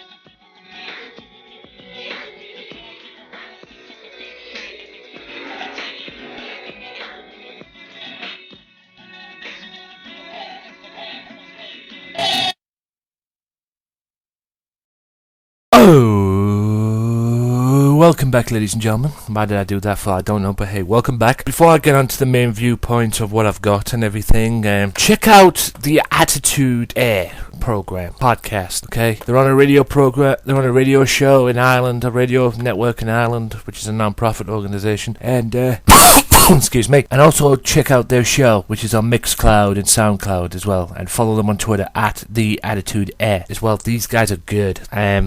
They sent me a link of their show, and I was very entertained by it. Very entertained. And, like I said, just make sure you check them out and give them a listen. Shout out to you guys. Great show. Keep up the good work. Now, I want to talk about a few things. Before I get to Bound for Glory, I'm going to talk about Bound for Glory in a minute. There were two promos on Bound for Glory that were edited out, and it was the Team 3D Hall of Famers, TNA Hall of Famers, calling out the Bullet Club. Now, I have found out that the reason why they were edited out because they weren't approved by TNA or Wrestle War. So it was all Bully's idea. It was all Bully's doing, so they weren't approved. So that's why they were edited out. But apparently, after there was a promo that took place with them calling 3D out, well, calling the Bullet Club out, sorry, and then after Bound for Glory went off air, Bully grabbed one of the Bullet Club t-shirts and destroyed it. So who knows what will happen after that. More on Bound for Glory in a minute. Also, I just want to let everybody know that I found out December 8th, which is, from what I've gathered, the Slammy Awards. Now, everybody's going to be there that night, including one World Heavyweight Champion, Brock Lesnar. That's right, December 8th, Brock Lesnar seems to be returning to Raw. So, what's the future hold for Brock? It doesn't look like, from what I'm seeing, from what I'm hearing, he ain't going to be at Survivor Series, which is bullshit. But we may be going 2 months without seeing a WWE title match at a pay-per-view, from what it seems, or 2 pay-per-views without seeing a WWE title match at a pay-per-view, pay-per-view, whatever. But December 8th, Brock Lesnar returns. Now to probably my main view. TNA Bound for Glory. I saw this the other night. On Challenge, yeah, pretty good show. Nah, it wasn't. There were good parts of the show. There were good parts of it. But this wasn't promoted, okay? This is the biggest pay-per-view of TNA's calendar year, and it wasn't even promoted, you know? And if they did promote this, it was promoted 2 weeks in advance, you know? How are you going to do that, okay? There were good matches on the card, but it wasn't, you know, it was Wrestle War versus Wrestle Zone or Wrestle War 1 or Wrestle 1 or whatever the heck they were called against TNA. You know, I don't follow that Japan wrestling that much. I probably should start following Japan wrestling because there's some good stuff over there, but it's pretty hard to get over here in the UK, if you know what I mean. And the closest thing to get it is over the internet. I saw a few matches on that. I mean, EC3 was wrestling, and he won his match, by the way. The guy he was wrestling, the minute he came out on the stage, I swear to God, I thought he was Rikishi. The minute he came out, he had Rikishi's outfit on, but he lost the match. I mean, I could have sworn, I was like, wait a minute, is that Rikishi? And I realised it wasn't. MVP did a good wrestling match, had a great match. Good match, don't get me wrong. That's the MVP I like, not this sidekick that's hanging around Bobby Lashley with Kenny King. And the power hungry money title, whatever it is, dictator. And you may have seen that night as well, Sakamoto. You're probably thinking to yourself, who the hell is that? Lord Tensai? He was Tensai's manager. And during that match, everybody was shouting, where is Tensai? Which was hilarious. And yeah, the last time he was seen on US television, he was getting his ass kicked by Tensai, so yeah. And but it was a pretty good, average pay-per-view. I mean, it's the biggest show of the year. Promote the fucking thing. Okay, even if you've got Wrestle 1 or Wrestle Zone on there, whatever the heck they're called, on there, you're having a TNA versus Wrestle 1 match or Wrestle Zone match, whatever, okay? But promote the fucking thing. Also, my third issue about this. There were 2 title matches on that night, X Division and the Knockouts Division. Now, don't get me wrong, in my opinion, the X Division stole the show. Knockouts were good, but it was predictable. The X Division stole the show. Yes, Joe was going to retain, but the X Division stole the show for me. Low Key, Samoa Joe, and one Kaz Hayashi, if you're a WCW fan. Yeah, stole the show, and it was a great match nonetheless. But my issue is not with them two. Them 2 matches were on, the card for the title defense. Why the fuck was the why the fuck, right? I've got WWE in mind, guys. Why the fuck was the TNA World title not on the line? That's what I want to know. You know, the biggest show of the year, TNA's Bound for Glory, TNA's answer to WrestleMania, and the world title wasn't even on the line. And I don't care if Bobby Lashley's the world champion. I don't care if he's an MMA star as well. He's a part-timer, whatever the fuck. If you've got a big, huge show, like Bound for Glory, and it's your biggest show of the year, put the world title match on. Put a world title match on. Even if it's a 3-way, 1-on-1, 4-way, 6-way, it don't matter. If it's the biggest show of the year, it should have a world title match on. How are you going to promote, or how are you going to say TNA's Bound for Glory? How is TNA going to say the Bound for Glory this year was the biggest show of the year? But how are you going to say the TNA Bound for Glory was the biggest show of the year when the fucking world title wasn't even on the line? It's a joke. It's a joke, yeah. X Division title was on the line. The Knockouts title on the line. Not a knock on them 2 titles, but you couldn't even get the world title on the line. Epic fail, if you ask me. I mean, the belt being on the line could have had a little bit more prestige to the belt. Being, outside of America, wrestling in Japan. I mean, that's them are the reasons to me, guys, that TNA Bound for Glory was a piss poor, average show. I mean, the only great thing about it was Team 3D getting in the Hall of Fame, where they belong, because they had one of the greatest tag teams, if not the greatest tag team of all time since the Road Warriors. Quite frankly, they are the modern day Road Warriors. Yeah. Pretty poor pay-per-view. And plus, Mike Tenay and Taz weren't even at the arena. They were doing commentary from Nashville's, the Nashville TNA studios or TNA headquarters in Nashville, Tennessee. In a studio there.